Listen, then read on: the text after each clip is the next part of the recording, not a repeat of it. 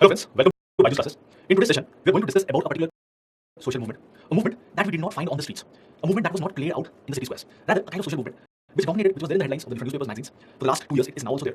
And that particular movement shaped out in the cyberspace, in the social media. I'm talking about the Me Too movement.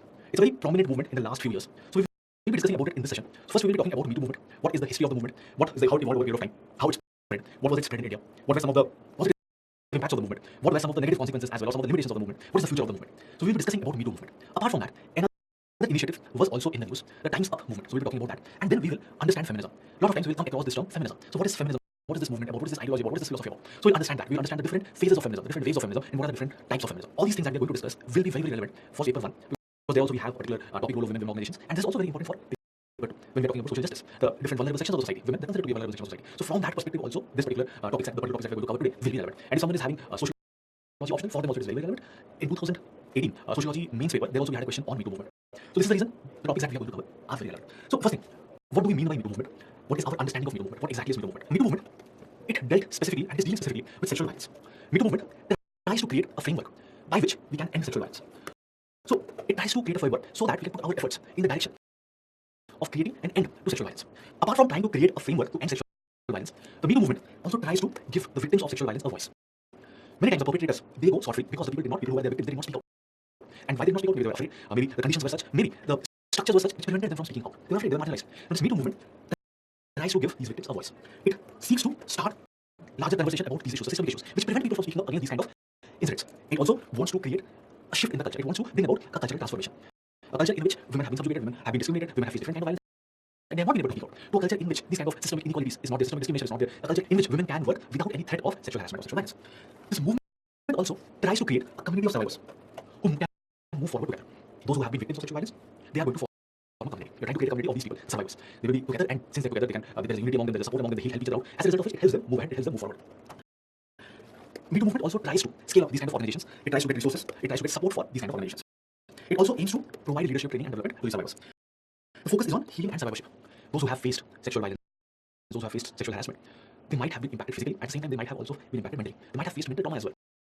So since women themselves are forming a community, they're helping each other out, they're healing each other out, they're empathetic to each other's pain, it can also help in the healing process. Many times what happens is, a female is there, she faces sexual harassment at workplace, but she's not able to speak out. She's not able to share her issues with others. It creates an even more traumatic experience. But Me Too movement is creating a community of survivors. Women are healing each other out. Sometimes women are also healing the victims. So this also helps in the healing process, helps heal the wound that has been created by it. The motto of the Me Too movement is empowerment through empathy. We all know what is the meaning of empathy. Then the studies paper 4, we understand the difference between sympathy, empathy, all these things. So you are trying to empower someone, and it is through empathy. You are listening to someone, you are putting yourself in that person's position, trying to understand what this position will have faced, and through that you are trying to empower the individual. So the Me Too movement is about all these things. Try to create a framework to end sexual violence, try to bring about a cultural transformation, try to start a conversation, try to give voice to those victims, try to create a community of survivors who help each other, provide training, leadership, development of facilities, focus on healing, survivorship, and finally, what is the motto of this movement? Now, the next thing that can come to our mind is how it started in the first place. This Me Too movement. This has been in the political discourse, social discourse for the last couple of years. 2017, it was there in the news. But did it start from there, or does it have roots in the past? Now, this term Me Too, what is the origin of this term Me Too? Who is the person who is credited for using the term Me Too for the first time in this context? Now, if you are going to trace the history of the Me Too movement, we have to go back to 2006. Yes, it has been in the news in 2017-18, but Me Too movement can be traced back to 2006. So keep this in mind. These kind of things can be relevant for your prelims exam as well. In prelims exam, sometimes you visit to confuse you. When was the first time this Me Too term was coined? So keep this in mind. Some facts can be relevant, and for names also it is important, but prelims are more important. So in 2006, this term Me Too, the way it has been used for Me Too movement was used for the first time. Who is the person who is credited for it? Tarana Burke. She's an African-American civil rights activist. She is credited for using the term, for coining the term Me Too. She was taking an interview of a female who was in her team, 14-15-year-old female. Now this female had been sexually harassed, had been molested by her mother's boyfriend. So she was interviewing her, and that particular female was kind of afraid. She was not in the right frame of mind to talk about all these things. So Tarana Burke, she told her that you are not alone. This thing has happened to me too. So from this statement, from this interview, this Me Too movement came into being. That is how we can trace the roots of Me Too movement. So she started a campaign in 2006 after that. But in recent times, this Me Too movement gained momentum because of another reason as well. Now, this Me Too movement in recent times became a global phenomenon on 15th October 2017 from that period onwards. So what specifically happened? Now, Elisa Milano, she made a Twitter post. She posted on Twitter, she tweeted, and she requested victims of sexual assault to speak out. She tweeted that if you have been sexually harassed or assaulted, write Me Too as a reply to this tweet. And consequently, many women who had faced some sort of sexual harassment, they replied on the same Twitter post. So from that point onwards, this gained momentum. And from different countries, women started talking about Me Too. They also posted that. So it was found that in more around 195 countries, people had posted about Me Too. That is how it spread from one place to different other places throughout the world. And one thing was also there that 10 days before this incident, there was an article, investigative article in the New York Times, and it found that Hollywood producer Harvey Weinstein, he had been involved in different cases of sexual misconduct. Many women had made allegations against him for sexual misconduct. So 10 days before this has happened, and Elisa Milano is speaking, and now women are responding back with Me Too, that they have also faced sexual assault at different points in their life. Jodie Cantor and Megan Hui, they won the Pulitzer Prize for their investigative journalism. So this is how this movement, a campaign, which was initiated by Tarana Burke at some point of time, and which is again gaining momentum in 2017. So two different reasons. And later on, Alisa Milano, she is recognizing that Tarana Burke was the first person who had coined this term. She is also giving credit to Tarana Burke later on. In the initial phases, not too late, initial phases of the movement. So when it comes to the evolution of Me Too movement, keep these two things in mind. How Tarana Burke, she started this campaign after she interviewed someone who had faced molestation at the hands of her relative, and then how in 2017 a new thing is happening and which gives momentum to the movement. But one thing here, have you ever had any other instance of online campaign? See, you can note here that from 2017 onward, the campaign that was there, it was primarily online movement. From Twitter, it went on to Facebook, it went on to Instagram as well. But have we seen similar kind of online movements before related to issues faced by women? Now, there have been some movements in the past, one or two movements. We'll just look at their names and what were they about. In 2014, there was an online movement in Iran. The name of the movement was Still the Freedom. It was also taking place in cyberspace. Now, what was happening here? In Iran, women, they were posting their photographs in public places without their hijabs. So basically, they were questioning the authorities, questioning the regime, which was imposing a particular kind of moral code on them. So they went to the public place, removed their hijab, and they used to post their photos online. Apart from that, another movement in the cyberspace in recent time was a nude photo revolutionary movement in 2011 in Egypt. So here, one particular activist, female activist, Alia Maghdab al-Nabi, she posted her nude photos, and again with her there were some other females as well. They posted their nude photos online. So through these photos, Alia Maghdab and the women over there, they're trying to make a political statement. They're trying to make a statement about agency, morality, and autonomy. They're questioning the different kind of cultural subjugation, the different kind of cultural norms, the different kind of norms related to morality. They're questioning the different kind of political structures over there. So this was also in the news immediately after the photo. A lot of hashtag movements were created, a lot of comments were there on it, and again it created a ripple at that point of time. So these two particular movements you can mention in answer in case there's a question related to social movements and online space and women. Now the next thing, how this Me Too movement is gradually spreading. How do we analyze it? The spread of the movement. Now there are some data pointers related to Me Too movement. From that we can understand the spread of the movement. Now it was found that by September 30th, 2018, almost 1 year, the hashtag Me Too. We all know what is a hashtag. We use these hashtags in Facebook and Instagram and all these social media. So this particular hashtag Me Too was used 19 million times on Twitter. That was in only English language. If you take other languages, it will be even more. And if you count it, it will be more than 55,000 times per day. That is the number of times it was used. And some analysis of the usage of these hashtags finds out that two kind of interactions were there. First kind of interaction was of celebrities or the entertainment industry. Second kind of interaction was about personal stories. People were talking about their own stories, how they have faced different kinds of sexual harassment. The other one, celebrities or entertainment industry, how different celebrities faced different kinds of sexual harassment. So it was a massive movement. 90 million times it was this particular hashtag was used. Now multiple cities they trended on different dates. On different cities this hashtag trended. At 195 countries in the world we saw this particular hashtag. Now Google created one particular web page for it. It was called as Me Too Rising. Now Me Too Rising is nothing but a data visualization tool. Now, if you go to this particular web page, just search it online and you'll find it. So they will show different countries, different cities, and they will also show the intensity, with what intensity this Me Too hashtag was used. In case of India also, you will see the different places in India that are getting lit up. So wherever this particular trend was there, that particular place is getting lit up. So this Me Too Rising was a data visualization tool created by Google and which helped us analyze these things. So 195 countries in the world had some instance of this, and different cities had this Me Too hashtag. Different trending was there of this Me Too hashtag at different points of time. Bloomberg pointed out that at least 425 prominent people from different industries have been accused of sexual misconduct. And the sexual misconduct can be of different types. It can be because of some lewd comments, it can be because of abuse of power, or it can be even some extremely serious offenses, grave offenses like serial rape. So 425 people have been accused of different kind of sexual misconduct. And all these things came to light because of the movement, all this was going underneath. So this is how the movement is spreading. But in case of India, how it is happening, how it is gradually spreading. In case of India, we find that the Me Too movement is spreading in two phases. First wave and the second wave. Now, what is this first wave of Me Too movement in case of India? Now, the first wave in India was brought out by a law student named Raya Sarkar. Now, Raya Sarkar created a list of, or she initiated the creation of a list of sexual harassers in academia. This particular list was referred to as LOSHA. So, in academic institutions, many professors, there were allegations against them of sexual misconduct. For example, PhD rates. So, all these professors who had, on whom there were allegations of sexual misconduct, they were put in one list, and this list was referred to as the LOSHA list. Now, this list was circulated in social media. People could also add names to those names of those who might have created these kind of scenario for them. So there was widespread coverage of this particular list. But again, when this list came out, or when this thing was being circulated, now there was a dispute, or what you can say is there was an intergenerational conflict. Now there were some women, generally the older generation, they were of the view that due process of law should have been used to settle allegations of sexual harassment rather than putting a list. But then there were some people, some women from the younger generation, those who were the more tech-savvy feminists. Now they felt that these established processes of law, they are not sufficient for giving justice. In fact, sometimes these established processes of law, whatever has been created or whatever institutions we have to provide justice, they do not provide justice. Rather, this entire process of getting justice is punitive to the victims. The victims, they are more harassed by the process. So this kind of debate was sparked at this point of time, when this LOSHA, the list of sexual harassers in academia, came out. So this is the first wave of Me Too movement.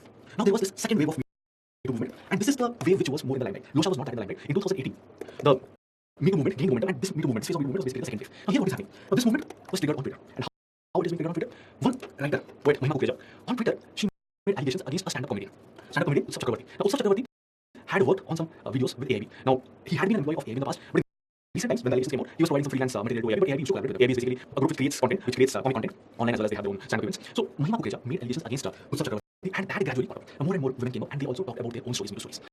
And just before that, or at more or less at the same point of time, actress Tanushri Datta, she also made allegations against Nana Patekar for harassing her on a set of a film in 2008.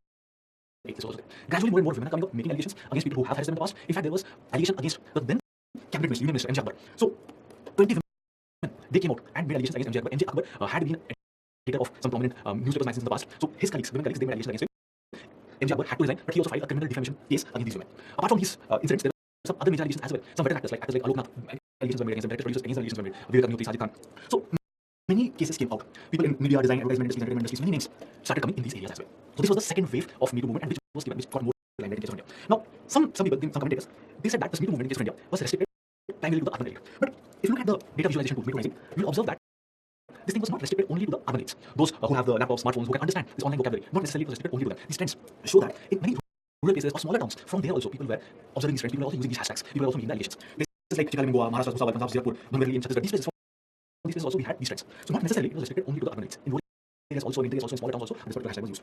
It was driven by people using their smartphones and their laptops. And the women who had been victims, they shared their own narratives, their own stories, and they shared the screenshots of the conversations they had with the perpetrators. WhatsApp conversations, or the conversations could have been in different dating apps, Tinder or Truly or some other app. Ritu Parna Chatterjee, she's a prominent journalist. Now what she did was she created an informal collective of journalists and activists. So basically a group of women, mostly women. Now they are now helping us. So women who did not want to be named. So what they are trying to do, they are telling their story to this particular collective of women, which is being informally handled by Parna Chatterjee. So they are telling them their stories, and this particular informal collective is putting it out in the public domain. Many women who lack the voice or who fear the repercussions, they were not telling the story directly, they were not coming out in the open, but rather they were taking the help of these particular kind of organizations. So hundreds of direct messages on Twitter used to come to them, and they used to compile all these things together. Now, what were the drivers of this movement? How this movement is gaining momentum, or what would have been the possible reason why this movement is becoming very strong? Now, major driver here is the social media.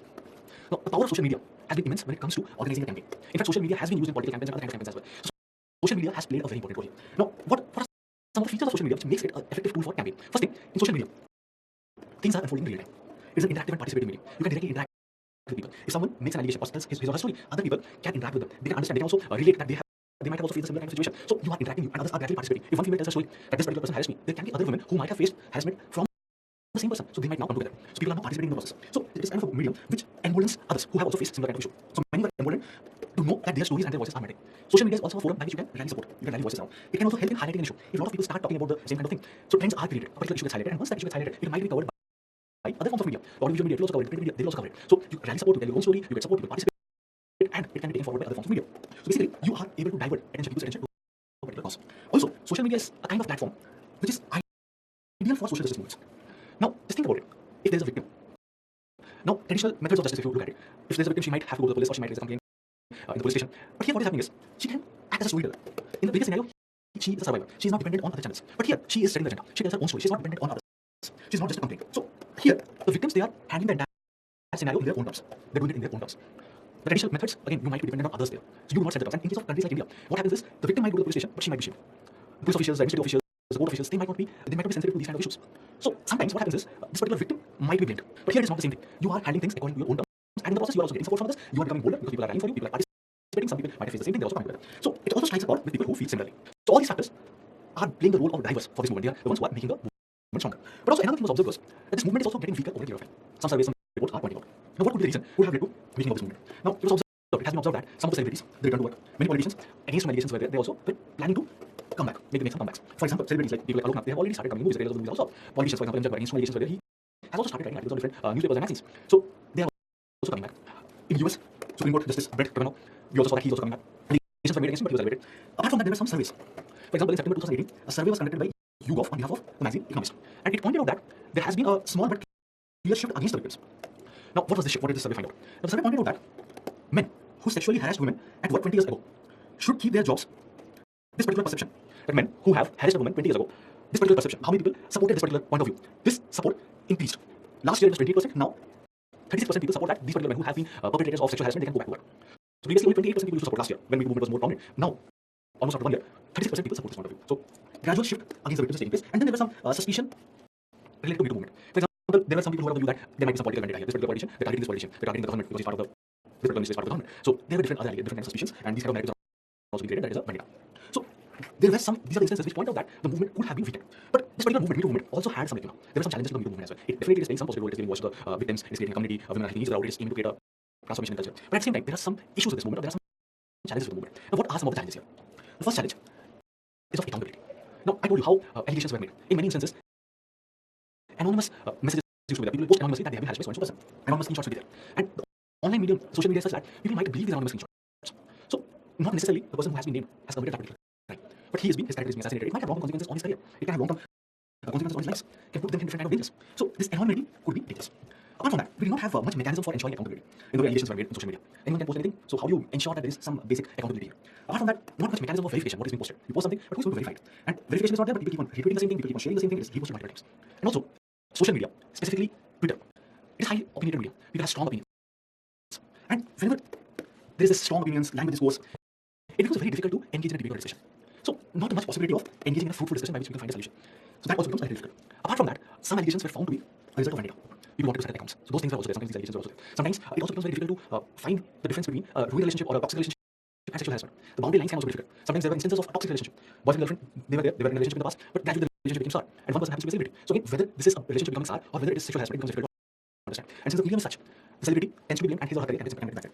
So this was the challenge. Accountability was a major issue. But those who are collecting all these anonymous screenshots, those who are putting them together, those who are compiling all these incidents, they said that they are trying their best to ensure some form of accountability. They said that they are trying to be as meticulous as possible. For example, they were saying that whenever they're getting any screenshot or whenever a woman is female making an allegation and she does not want to be identified in that particular story, they would say at least give us some details. We will not put it online, but we will have it with assets. So finally, when you're posting it online, your personal details will not be there, but at least we should have it. So that way, some accountability can be ensured. So email, phone numbers, they were trying to ask, or they were asking them to give some evidences of WhatsApp conversations or emails. So internal checks they were trying to increase.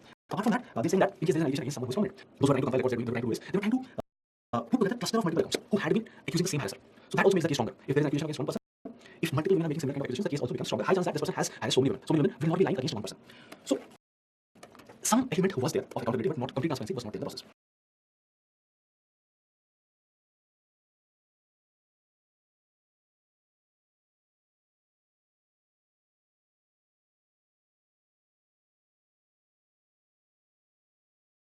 Apart from this challenge of accountability, there was again another challenge. Now, some commentators were of the view that the Me Too movement in case of India did not include voices from the margins. Those who were at the periphery, women who were at the periphery. The women, for example, Dalit women, Kashmiri women, transgender women, their voices were not part of the larger Me Too movement. If you want to make this movement an all-encompassing movement, then the shift has to happen.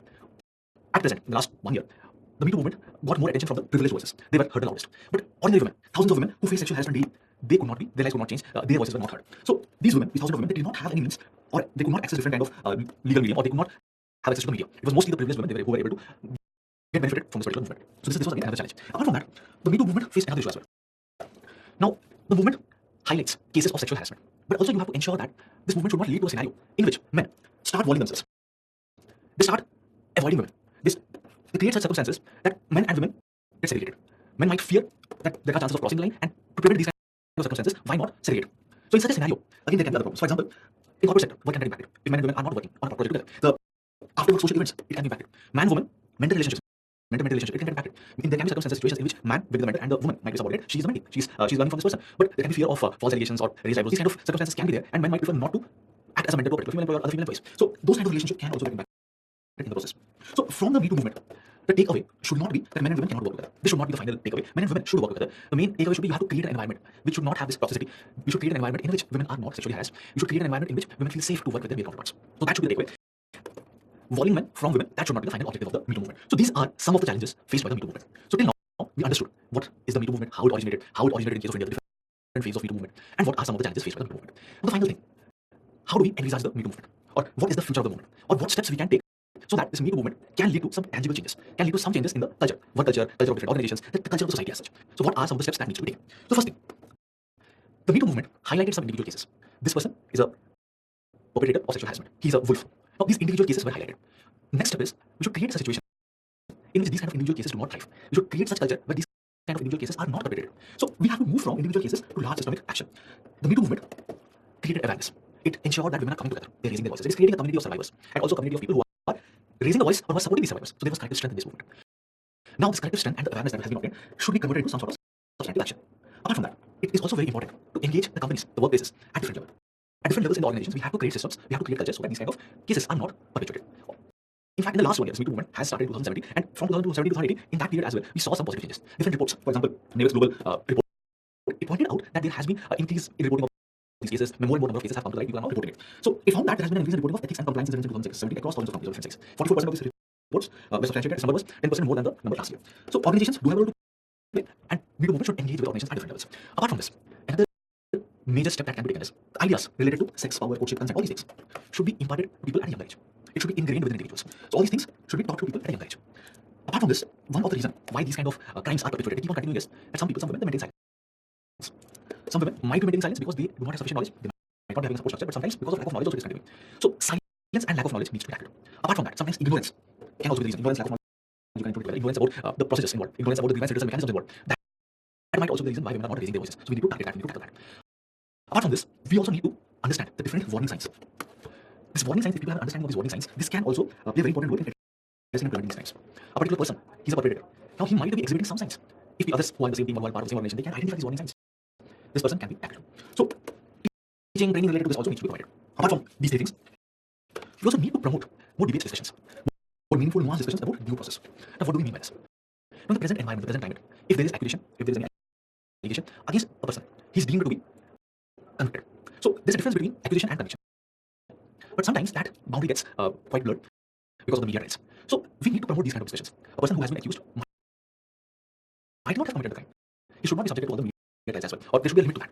So we need to promote these kind of discussions. We need to find out what sort of treatment should be provided to someone who has been accused of sexual misconduct. What kind of treatment should be provided to him which can be considered to be fair? What should be the range of punishments given to someone who has been found to be guilty of sexual misconduct? And here there can be different kinds of punishments. Whether that person's career should be completely put into jeopardy, or whether apology or some other kind of punishment can be provided to him. So these things also need to be discussed. We should have more discussions, more debates related to it. Apart from that, we need to promote women leadership. Different reports, different research, they find out that if an organization is led by a woman, then that organization tends to be more participative, it tends to be more inclusive, more collaborative, more profitable. So we need to understand these things and we need to promote more women leadership. Apart from that, we need to find out what is the impact of women leaders on media and culture. If we have more women leaders, how it changes the culture, why the culture of the organization is changing, what are the key points here. So these things also need to be studied, needs to be found out. Apart from that, we need to shift from me too to you can't. Now, what do you mean by this? Me too to you can't. Me too means a person has been subjected to sexual harassment. That person is reporting. I was also a victim of sexual harassment. Me too. You can't means the culture is such, the systems are such that you cannot harass me.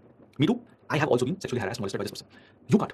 Systems are such that you cannot sexually harass me. That means we are addressing the systems that have enabled workplace sexual abuse for a very, very long period of time. So you are now changing the system. Paradigm shift in the system has taken place. Victims start calling out the harassers in real time. Not after 20 years, 30 years after the crime has been committed. So we are trying to create a different world. Me too is envisaging creation of a new world. And in this world, different institutions will have different roles. Law will have specific role. We need to find that out. Culture, people, conversations, they will have a specific role. Law, I've told this repeatedly, law has a role when it comes to social change. Law can bring about social change. But again, there are different kind of limitations. We have different laws, but many times these laws are there, but things have not changed. Just the recent Sabrimala judgment. Sabrimala judgment, it says women can enter into temples, but there are devotees who are not allowing women to enter into temple. The temple board was against women entering into temple. So law has some specific role. We need to identify that specific role. But only law might not be effective. The culture, the people, the conversations, they are also important. The debate discussions, they are also important. They bring about a change in the ideas, the value systems.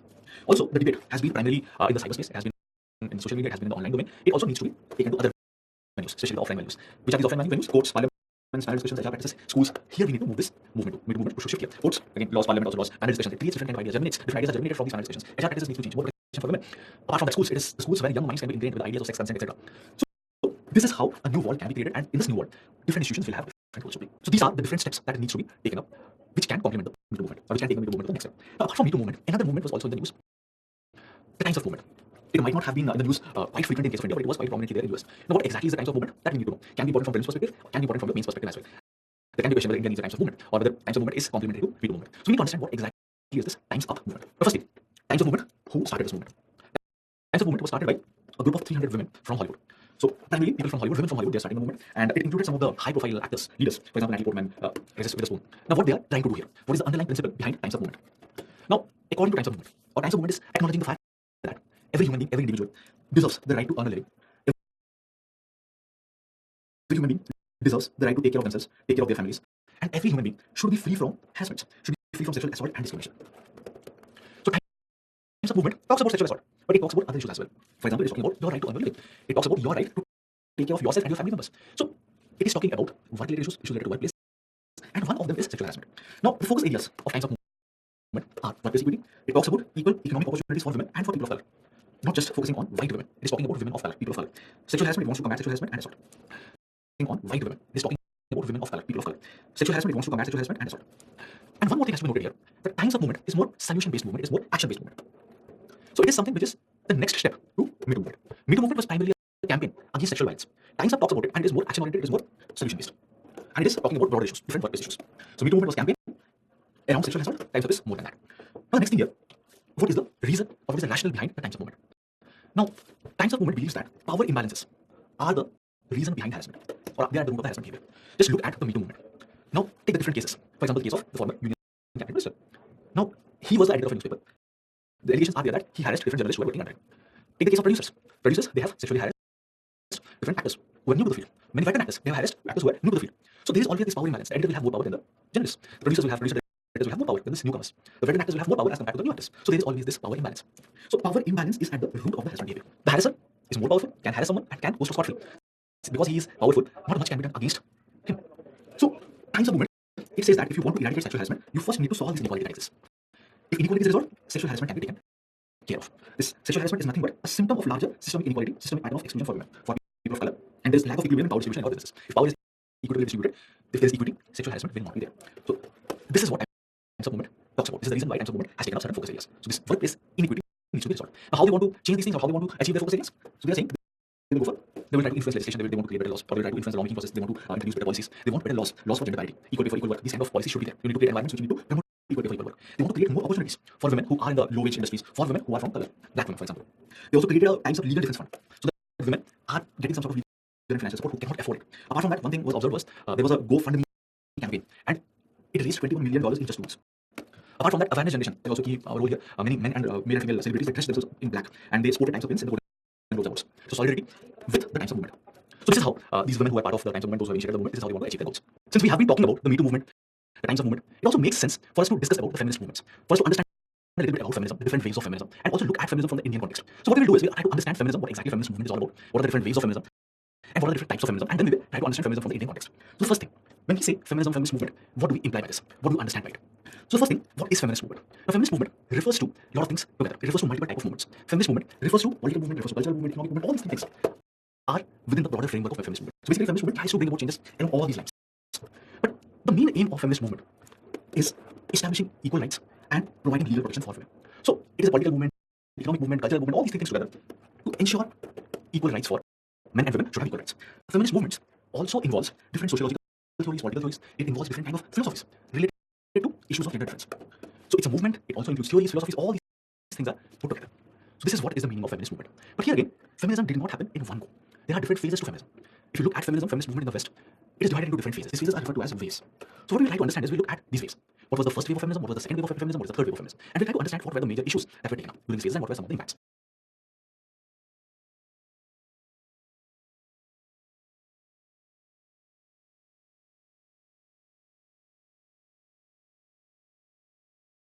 Now we will try to understand feminist movement. So what we will do now is we'll first understand what is feminist movement, then we will try to understand the different phases of feminism. What are the different waves of feminism? First wave, second wave, third wave. Apart from that, we'll also look at some of the variants of feminism. So all these things we will try to understand can be important from our exam perspective. Because again, in the last couple of years, Me Too was in the news. Feminism has always been in the news. So we can get questions from this part, both in paper 1 as well as paper 2. So the first thing, what do we mean by feminist movement? Feminist movement refers to a political, economic and cultural movement. So it has multiple dimensions. There's a political dimension to it, there's an economic dimension to it, there's also a cultural dimension. Now, for example, what can be the cultural dimension or let's say economic dimension? Economic dimension, for example. Now, in our society, in the markets, for example, women might not be getting equal wages as compared to their male counterparts for the same work they're doing. So the feminist movement will try to assure equal wages for equal work for both men and women. So this is the economic dimension of the feminist movement, or one example of the economic dimension of the feminist movement. Similarly, one example of political dimension of the feminist movement. Now, our political structures might be such that women are not able to access different positions of power. In case of India, for example, you'll find more members of parliament who are men, less women members of parliament. So here also there exists an inequality. A feminist movement will try to ensure equality along these dimensions. When it comes to culture, there also women have been subjugated. Feminist movement will try to provide them equal space when it comes to the cultural dimensions. So feminist movement has all these dimensions: political, economic, cultural dimension. And what it is trying to do, it is trying to establish equal rights and legal protection for women. So women should have equal political rights, they should have equal cultural rights, they should have equal economic rights as compared to the male counterparts. And feminist movement also involves theories, philosophies. This is also part of the movement. So you are taking different theories, philosophies, you are understanding why there is inequality, what can be done to reduce this inequality, what can be done to provide them equal space. Now, feminist movement has emerged through different phases. It has evolved through different phases. It did not happen in one go. So we try to understand how it has evolved over the period of time. So these phases are generally referred to as waves. First wave of feminism, second wave of feminism, third wave of feminism. So what was the first wave of feminism? What were the issues taken up? Which were the countries which were impacted by the first wave of feminism? Now, first wave of feminism, it emerged in the late 19th century and the early 20th century in the United Kingdom and the United States. Now, what were the issues that were taken up? What were the issues that were highlighted? First thing, you're trying to promote equal contract and property rights for women. Women do not have equal property rights, they do not have equal contractual rights. Now, that has been promoted. Apart from that, there is opposition to chattel marriage. Now, what is the meaning of chattel marriage? Now, it is that system in which if a man gets married to a woman, then the woman becomes the property of the man.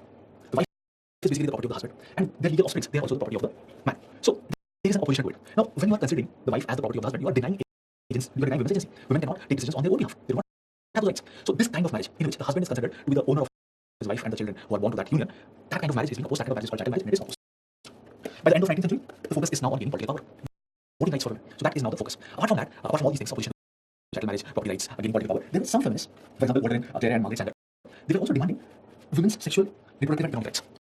Women should have rights over their own body. They should have equal reproductive rights. They should have a say in the reproductive process. They should decide whether they should have a say whether they should have children or not. So those kind of things also became important, and the feminists who took up these kind of issues, they were Clara and Sanger.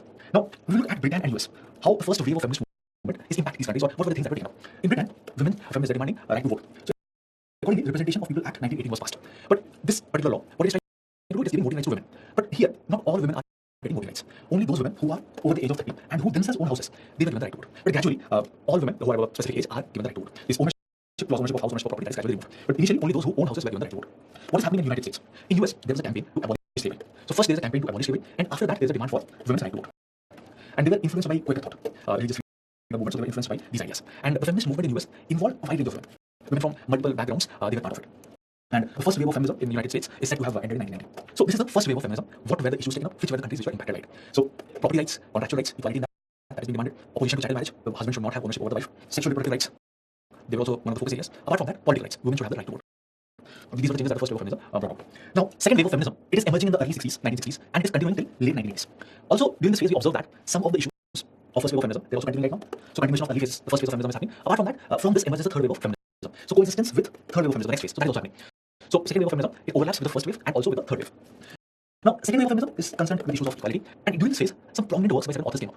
Now, we will try to analyze what were these works, what are they trying to do. First work by Carol Hanisch, The Personal is Political. Now, this particular work by Carol Hanisch, it says that the power structures that exist in our state, in our society, they are sexist in nature. Power structures. Now, since the power structures are sexist, that means they are preferring one sex over the other. They are preferring the male sex over the female sex. So, since the power structures are biased in favor of men against women, it is impacting the lives of women. So, women's personal lives are getting impacted by the sexist power structures. Cultural inequality, political inequality, they are all linked together. This is also another major influence from this book. So, power structures, political inequality, cultural inequality, all are linked together. Another major work during this period, Simone de Beauvoir, the work was The Second Sex. Now, this particular work is trying to go deeper, it is trying to understand women's operation. Why women are oppressed. Now, this work is saying that in the society, men are considered to be the ideal. Women have always been considered to be deviant and abnormal. So, men are ideal, women are not ideal. So, they are deviant, they are abnormal. This particular book, it has one statement. One is not born as a woman, but becomes one. So, there is a kind of social construction of woman. A woman has to behave in a particular manner. The society decides how she has to behave. And she is considered to be abnormal. And this particular social construction is fundamental to women's operation. Women are considered deviant, they are considered abnormal. They have to strive to be like this, like men. Men are considered to be ideal. So, society does not recognize both of them equally. It does not recognize both of them as equal, both of them as normal. Women are considered to be abnormal from the very beginning. So, if you have to ensure equality, if you have to move forward, this kind of attitude needs to be set aside. So, this is what the second sex talks about. The first sex is the male sex. They are the ideal, women are not ideal. As well, society. Social construction of women as the other is most fundamental to the operation that women face. Apart from these two major works, the personal is political and the second sex, another major work during this period was the feminine mystique by Betty Friedan. Now, this particular work says that in the society, it is assumed that women can find fulfillment through childbearing and homemaking. In fact, this is the only way by which they can find fulfillment. That means it is the responsibility, it is the duty of the women to ensure these works. It is their work. Childbearing and homemaking is their work, their activity, their duty, and their life purpose can be fulfilled through this. Betty Friedan is criticizing this. She says that this particular motion is wrong. This segregation of work, this is what is referred to as the sexual division of labor. You are dividing the work in the society on the basis of sex, and you are trying to legitimize it. You are saying that women can find fulfillment only through this. So Betty Friedan is criticizing this. Now, this particular work, the feminine mystique, is igniting different kind of women's movement in 1960s, 1963, and it is leading to a transformation in the social fabric in countries like US and some other countries as well. Now, Betty Friedan is saying that we are all victims of a false belief system. This particular belief system is such that it requires women to find identity and meaning through their husband and children. Women do not have an identity in itself. It is through homemaking and childbearing that they can find their own identity. And in this process, what happens? Women lose their own identity in this process. So you are assuming that the only work of women is this childbearing and homemaking. They are the ones who are responsible for this, and only if they are able to carry these particular activities with elan, then only they will find their identity, their true self. So in this process, their own identity, the reflection of their identity gets lost. So this is what feminine mystique talks about, and she studies different communities, different societies, different post-World War II suburban communities, and she finds this thing is what is happening. And after the World War, there's an economic boom, new technologies are being developed, and because of this development of new technologies, childbearing and other homemaking activities become simpler. Different kind of appliances, electronic appliances come into being. So these kind of appliances replaced human labor, and labor was basically carried out by women within the household. Now, what can happen because of this? Maybe women's position in the family will improve, because she does not have to take care of all these activities, maybe she participate outside now. But Betty Friedan feels that because of this new technology, now women's role within the family is further decreasing.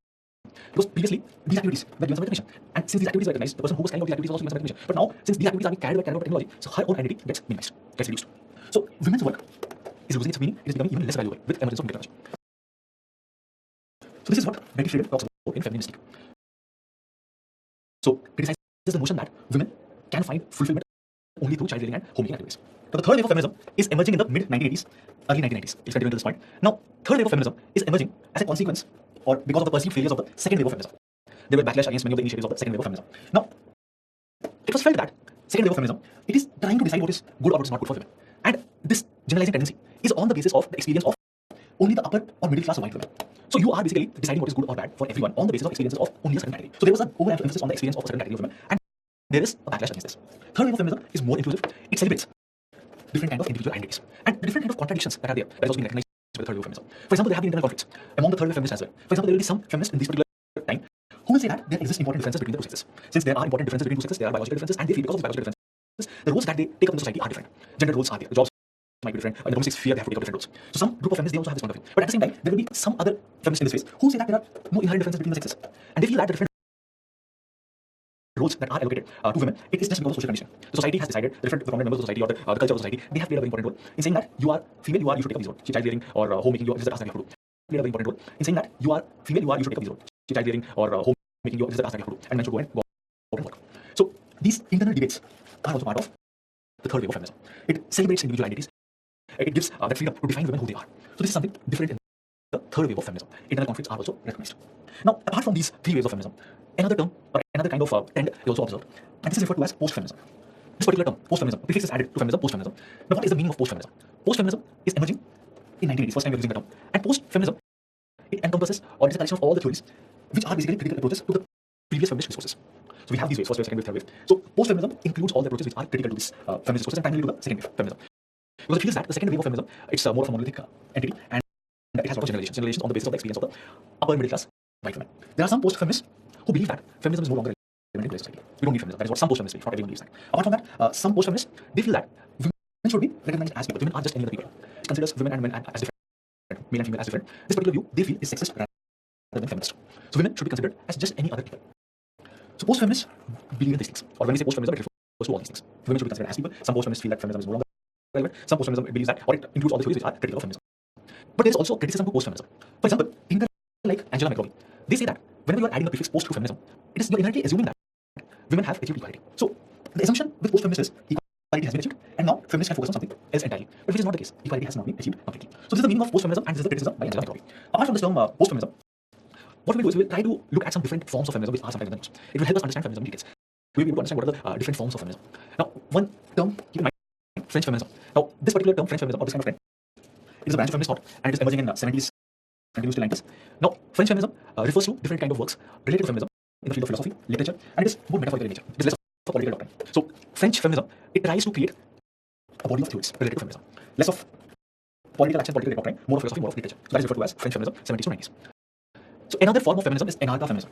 Now, what do we mean by anarcha-feminism? Anarcha-feminism means anarchism with feminism. Anarchism, this particular term you might have heard, it has been there in the news whenever politicians take on dharna, politicians who are part of the government and who are sitting in dharna, this particular term is used. Now, what is the meaning of anarchism? Anarchism is that political philosophy which does not believe in government. It believes in organization of society on the basis of some voluntary action. So you do not believe in government, but you believe that the society can be organized in a voluntary manner. It can be organized in a cooperative manner without using any force or compulsion. So that is the meaning of anarchism. So anarchism, feminism, it feels that patriarchy exists in the society, and this patriarchal structure that we have is a manifestation of coercive involuntary hierarchy. Anarchism, society must be organized on the voluntary basis. Patriarchy, it is a coercive involuntary hierarchy. So it needs to be dismantled. It needs to be replaced by a decentralized free association. So anarchism, feminism wants to organize society in a decentralized free manner. There should not be force, there should not be compulsion. You have to throw away patriarchy. So this is what is anarchism, feminism. Now, socialist Marxist feminism. What do we mean by this? Now, socialist Marxist perspective, it tries to connect oppression of women to Marxist ideas of exploitation, oppression, and labor. Now, this perspective believes that women do not have equal standing both at workplace and domestic sphere. Women and men, they are not treated equally both in domestic as well as workplace. For example, what kind of work women have to take up? Women are forced into prostitution. In domestic sphere also they have to carry out specific work which men don't have to carry out. Women are forced into slavery. So men and women, they have different standing at workplace and in the domestic sphere. And this particular standing of women in these two spheres is the reason why women are let down, why women have always been subjugated. So indirectly what we are trying to say is the system is patriarchal and it devalues women. So this kind of system, this entire society, what the structure of the society needs to be changed, then only women will be at par with men. So the problem is with the structure of the society. So keep this in mind. Socialist Marxist perspective talks about the entire system is at fault. This thing has to be taken care of. So you need to focus your energies on broad changes that affect the society as a whole. So individual level change cannot change these things. The upliftment of one woman will not change the entire thing. You have to bring broad-based change throughout society. So for bringing this kind of change, different elements of society have to be taken into conflicts.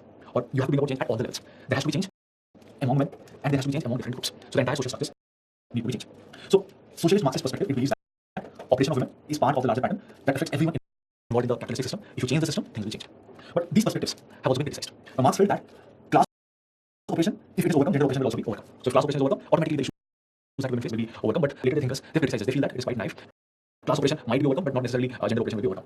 So socialist perspective feels that you have to bring about change in the entire society. Social structures are such, the social system is such, which has devalued women, which has not given men and women equal standing, and because of that, women have always been left behind. So this is socialist Marxist perspective. Another form of feminism, radical feminism. Now, radical feminism believes that in the society, it is the men who hold power. It is the men who have authority. So, since it is the men who have authority, it is the men who hold power, there is always oppression, there is always inequality. Oppression is faced by women, and there is always inequality. So, they feel that there is no alternative to this kind of system apart from uprooting the entire system and reconstructing it. So, total uprooting of the present social structures, power structures has to happen, and then you can reconstruct society. Apart from it, there is no other solution to it. So, dramatic social change is required to bring women to the equal footing. Now, the radical feminists, again, among the radical feminists also there are different strands of thoughts. Some are cultural feminists. They believe that the difference between men and women has been created. They feel that the difference between men and women has been created culturally, it has been created psychologically. The difference is not inherent, it is not biological. The different men and women when they're born, male and female, so they have different organs, they have different genetic makeup. But the difference that you see in the power structures is not because of the biological difference. The difference has been created over a period of time. And all these things have been constructed culturally. The culture says that men have to do this, women cannot do this, women are not allowed to do this. For example, women are not allowed to enter temples among some communities. So cultural feminists believe that these differences that has been created culturally. Some other radical feminists belong to what is referred to as the separatist feminist point of view. Now, separatist feminists, they believe that men and women need to maintain separate institutions and relationships. Separate is the root word here. Now, what do we mean by this? Separatist feminism. Now, separatist feminists, they believe that there should not be heterosexual relationships. That means men and women should not work in the same organizations. Men should work in organizations only for men. Women should work in separate organizations. They should not work together. If they're working together, then men will dominate. They do not feel that men can make positive contributions to the feminist movement. Male might have good intentions, but he is also conditioned by the society. So indirectly, what will happen is the patriarchal dynamics will again be reinforced. He has good intentions, but he does not know. He has been conditioned in such a manner that he will reinforce the patriarchy which exists in the society. So to ensure women have equality, or to ensure upliftment of women, you have to maintain, or you have to have separate institutions. You cannot work in same institutions. So they are the ones who say that we need to have separate institutions. There should not be any heterosexual relationships. But again, it is one of the radical view. So radical feminists, some of them belong to this school of thought. Apart from radical feminism, another strand of thought is liberal feminism. Now we understood the socialist Marxist feminism perspective. We understood the radical perspective. Liberal perspective is a little different. Socialist Marxist perspective, it said that the standing of women in workplace, in domestic sphere, is not at par with men. That is the reason they are down. The radical perspective is saying that men are controlling the power structures, they have the authority, women do not have. That is the reason women are down, or women are let down. So for changing things, you have to bring about change in the entire society, you have to bring about change in the entire system. Radical feels that you have to completely uproot the system and you have to reconstruct a new system. Socialist Marxist perspective, they are saying that you have to change the system, you have to take different elements of the society together, we also have to take men and other groups. Now, liberal feminism, it does not believe that we need to change the entire system. It says that we can focus on individuals. So individualistic emphasis on equality is there. They feel that there can be changes in law, there can be changes in policy. And with the help of the laws, with the help of policies, we can bring about change. We don't need to alter the structure of the entire society. This thing is not required. What we can do is we have to bring about laws and policies which will increase opportunities for women. If opportunities for women increases, greater participation of women will be there in different spheres. So that is what needs to be done rather than bringing about change in the social structures. And it assumes, it believes that women have the capability to assert their ability. Women are able in themselves. What is the problem here is they do not have sufficient opportunities. So if opportunities come up, women are capable, they are able, so they can fill up these opportunities. And this liberal feminist perspective gives different evidences. For example, how the participation of women in different spheres, politics, markets, economy, it has increased in countries like US and Europe. So they give these examples. These are the evidences that liberal feminist perspective works. So progress is gauged by the number of women in positions which had previously dominated women, especially the powerful positions in countries like US and the Western countries, the European countries. So you don't need to bring about changes in the entire social structures. You just need to bring about changes in certain laws, policies which will increase opportunities for women and this can bring about change. Liberal feminists, they have been focusing on multiple issues. They have been focusing on reproductive abortion rights. They have been focusing on issues like sexual harassment. Women face these kind of issues. They have been focusing on education of women. They have been focusing on voting rights for women, equal pay for equal work.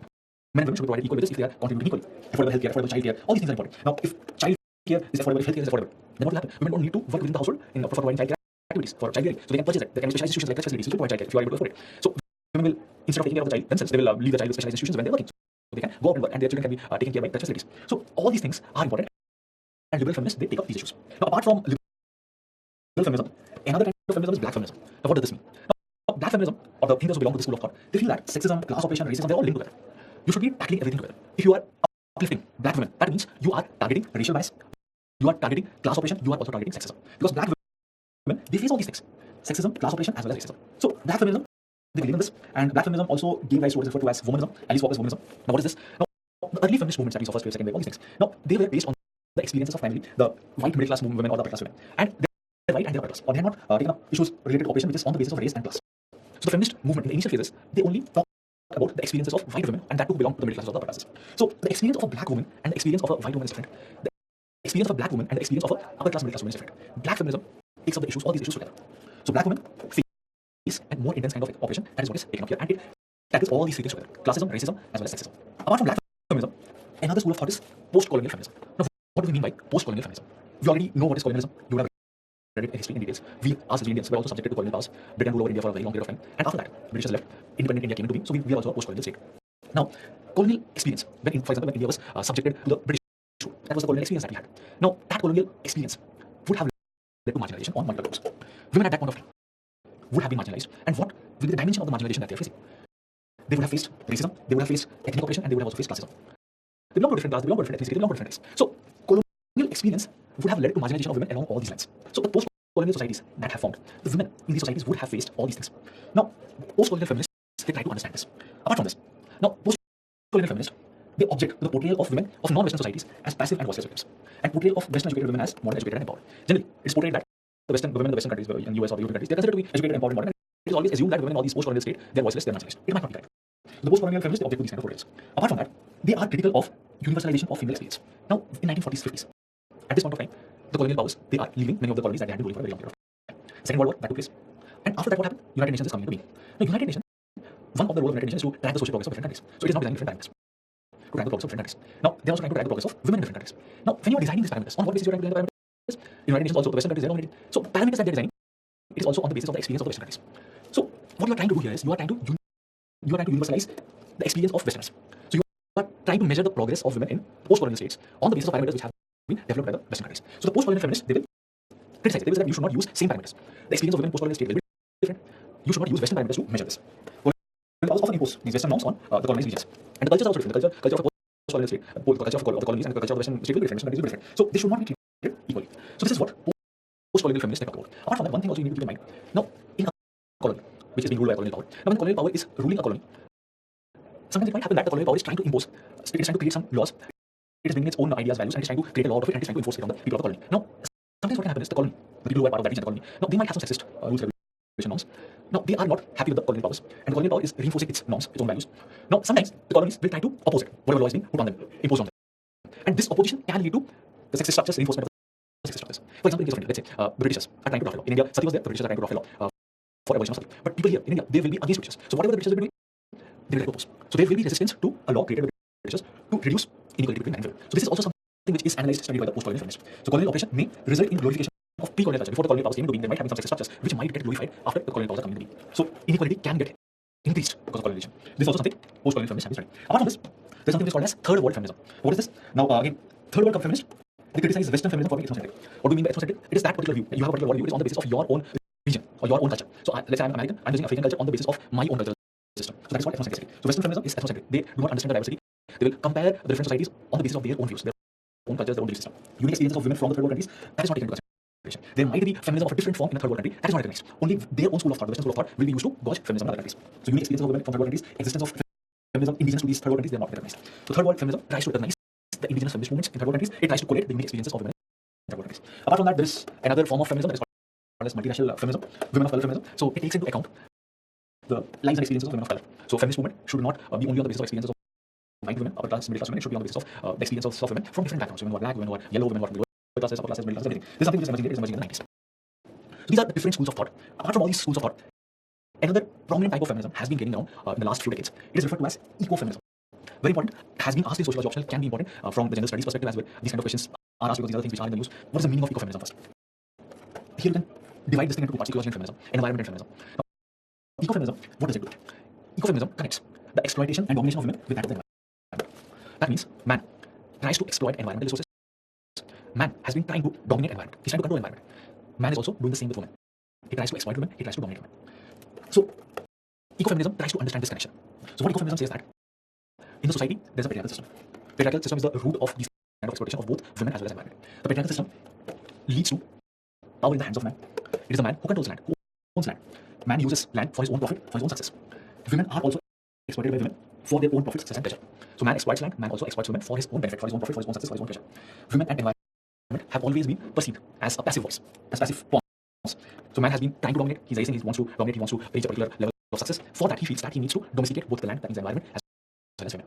So this is the meaning of ecofeminism. Now, ecofeminists have a particular solution or some suggestions. What can be done? Ecofeminists feel that women must work towards creating a healthy environment. Apart from trying to create a healthy environment, what women have to do? Women must try to end destruction of lands.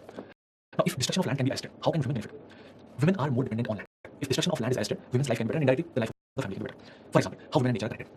Now, in case forests are destroyed, the source of fuel for the family can get impacted. It is women who are the ones who will go and collect the wood. So if forests are destroyed, land is destroyed, now women have to go for long distances, so they get impacted. If nature is impacted, the source of water gets depleted. Now women are generally the ones who will be going to collect water. So now they have to go for long distances. So if nature can be protected, if destruction of nature can be arrested, destruction of land can be arrested, women might lead a better life. One of the most prominent ecofeminists is Vandana Shiva. She tries to give us an important feedback, or she tries to analyze the connection between women and nature. This entire paragraph that you see is from her work. So exactly what she says. She says that women have a very special connection with the environment.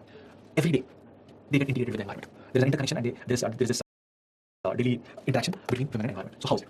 So Vandana Shiva says that women in subsistence economies, producing and reproducing wealth in partnership with nature. First part. So women in partnership with nature, especially the subsistence economies. We're not talking about US, we're not talking about Europe, we're talking about subsistence economies. So women in these economies, they create wealth in partnership with the environment. Second part. Women, they refer to women here, they are expert in their own right of holistic and ecological knowledge of nature's process. So women have this faculty. Women know the different processes in the environment. They have this knowledge. They have the ecological knowledge. But what is happening is, over a period of time, we are moving towards a capitalist reductionist paradigm. And this capitalist reductionist paradigm is challenging this knowledge. These alternative modes of knowing, which are oriented towards social benefits and sustenance, they are not recognized by the capitalistic system. The markets, the industries, they do not recognize it. They do not recognize the benefits of these processes. So this interconnectedness of nature, the connection of women's lives, work, and knowledge, all these things are not recognized. All this interconnection between women and nature, how the knowledge that women have, all these things are not recognized. So the capitalistic system that we have, the markets that we have, it is leading to the devaluation of women's ideas, women's knowledge, processes, they're part of the thing that they have accumulated over centuries. So this is something which is alarming. Vandana Shiva, ecofeminist, talks about this interconnection, how women and nature are connected, how women have these holistic idea, how they have this ecological knowledge, and how the capitalistic system is against it. But one thing here, ecofeminist approach, especially what Vandana Shiva has also been criticized. Some say that it is quite naive. They are focused on these mystical connections between women and nature, and they are not focused on the actual conditions of women. This is more of a mystical thing that women and nature are connected. This might not be true. So this is the major criticism of ecofeminism. So this is about ecofeminism. Ecofeminism believes that there is a patriarchal system. The patriarchal system is a system in which man exploits land for his own profit and success, and it is also man who exploits women. The interconnection between women and environment exists, and this interconnection over a period of time is getting reduced or it is getting disconnected. The capitalistic system is not recognizing these integrations, these interconnections. Criticism is it is more mystical in nature, and the actual condition of women is not recognized by ecofeminism. So these are the different types of feminism and different ways of feminism. Next, what we will do is we will try to understand the evolution of feminism in case of India.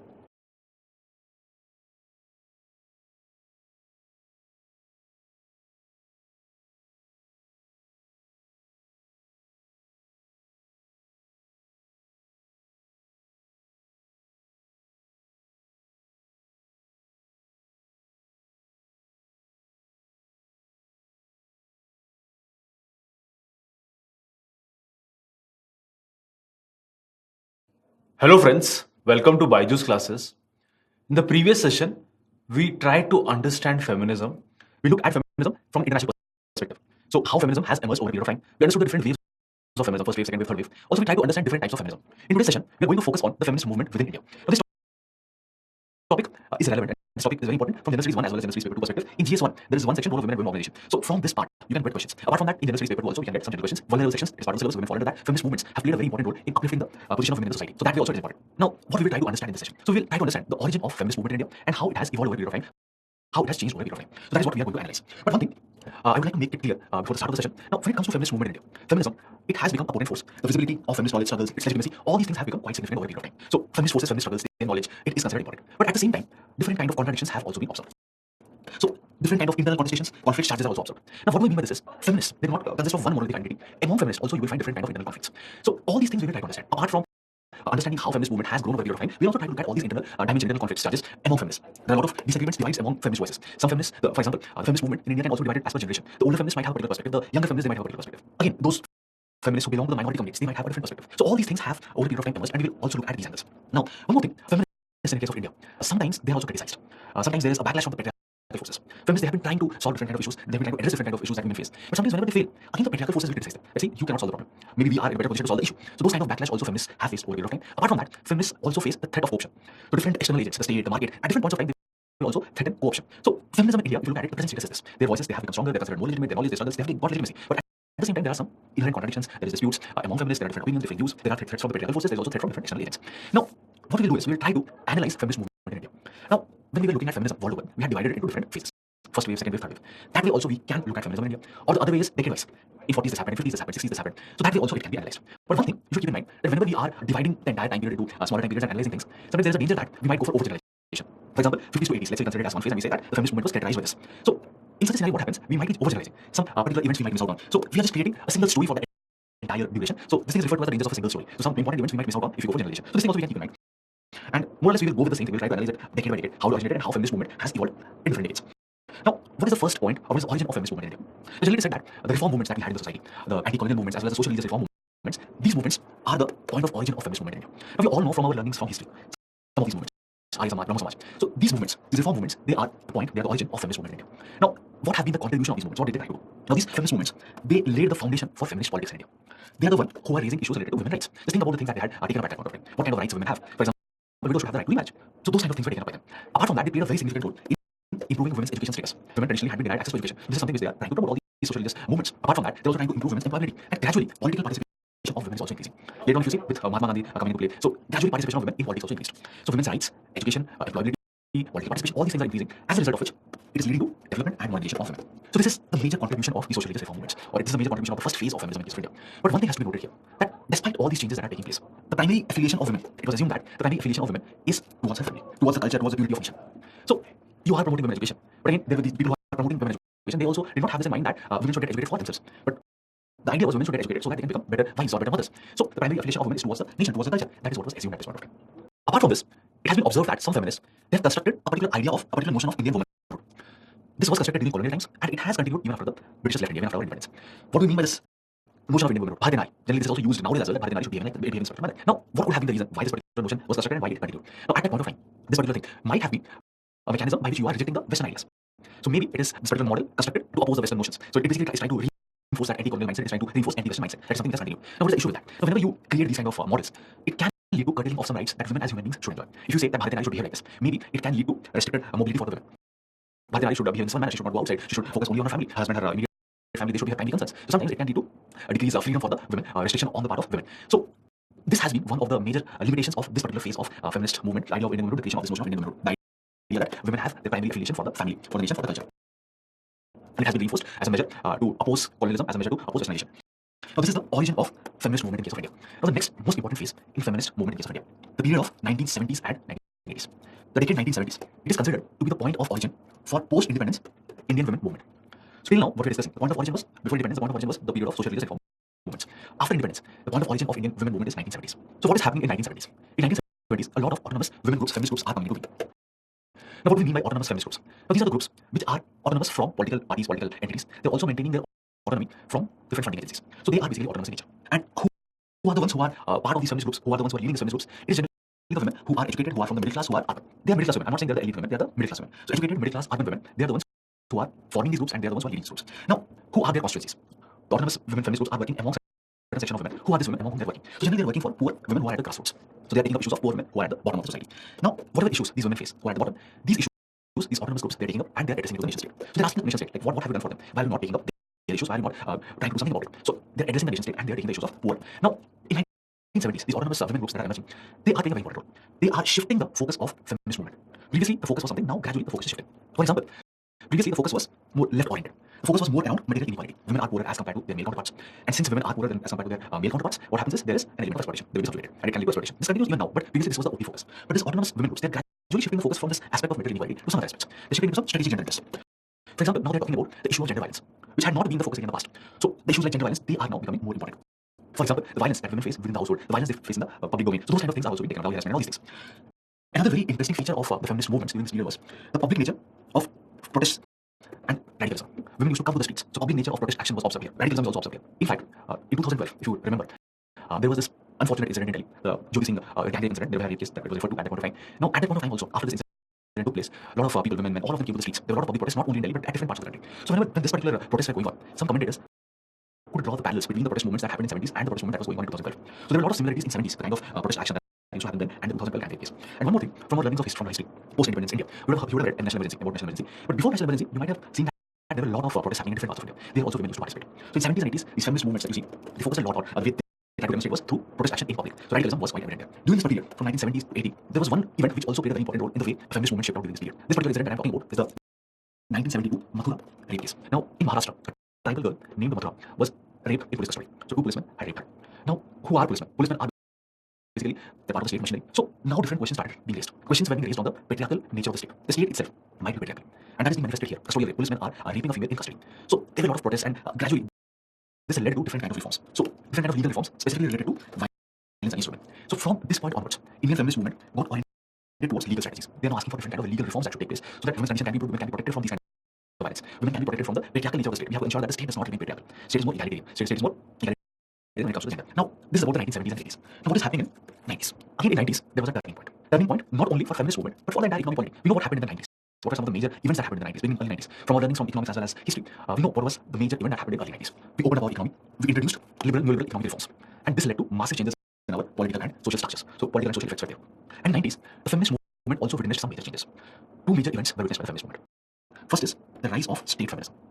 Second is NGOization of feminism. From the name itself, from these terms itself, you might have a rough idea what we mean by this. State feminization and NGOization. State feminism means state is now playing a proactive role in improving the situation of women and ensuring upliftment of women. So we'll try to understand what is state feminism, what is positive, what is negative. Apart from that, another thing also emerged is NGOization of feminism. That means NGOs started playing a very important role in the feminist movement in India. So we'll look at both these things one by one. First thing, what is state feminism?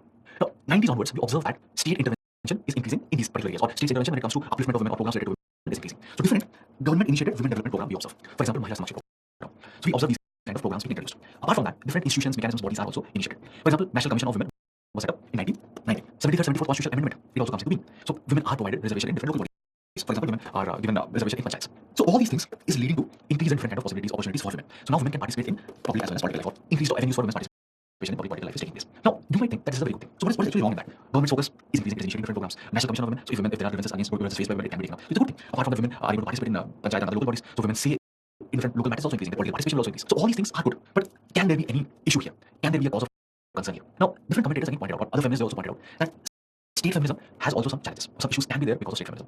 So what can be the possible issues with state feminism? State's involvement in upliftment of women. Now, see, when you are trying to implement something with the help of the state, what can be an issue?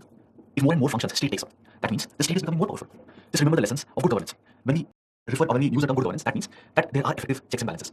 So for good governance, we have three players: the state, the market, and the civil society. So all these three players, they need to play some role. And apart from that, there should be a mechanism of checks and balances. So they will hold each other accountable. But if one entity becomes extremely powerful, good governance might not be ensured. So if state takes up all the role, we might face this challenge. Apart from that, it was also observed that when it comes to law enforcement, we did not achieve too much. So law and order was not good. So law enforcement is also very important. And that is something we are lagging behind. It was also observed that the different patriarchal norms, the different caste class norms, these things also get reinforced through state. And state's role is increasing, that means these norms will even get reinforced in a stronger manner. Now, there are allegations at different points of time that our police forces, they are not gender sensitive. Police forces, they are part of the state. They are the ones through which state operates. Now, greater involvement of state means these agencies, they are the ones who will be providing different services. If you are having more and more schemes, who are going to implement these schemes? These agencies are state agencies. But if these agencies themselves are not gender sensitive, if these agencies are themselves casteist, then how are the beneficiaries going to get benefited? So, greater involvement of state, which is patriarchal in nature, which is not free from caste and class norms, can reinforce the patriarchy, can reinforce class-based divisions. An example here, Bhavali Devi case. Bhavali Devi, a rural development worker in Rajasthan. Now, she had opposed child marriage in her locality. She's a rural development worker, and she got to know about a child marriage case that was going to happen. So she had raised her voice against it. But since she raised her voice against child marriage happening over there, some upper caste men, they raped her, gang raped her. So this thing was taken to the court, and the lower court, it acquitted the men from the upper caste. And the reason they gave was because of the caste dynamics, because of the age difference. High chances that these men would not have raped her. So this is basically reinforcing the patriarchal norms. Age differences there, so they would not have raped her. Caste differences there, so they would not have raped her. So these kind of caste bias, these kind of patriarchal notion is being reinforced by judiciary.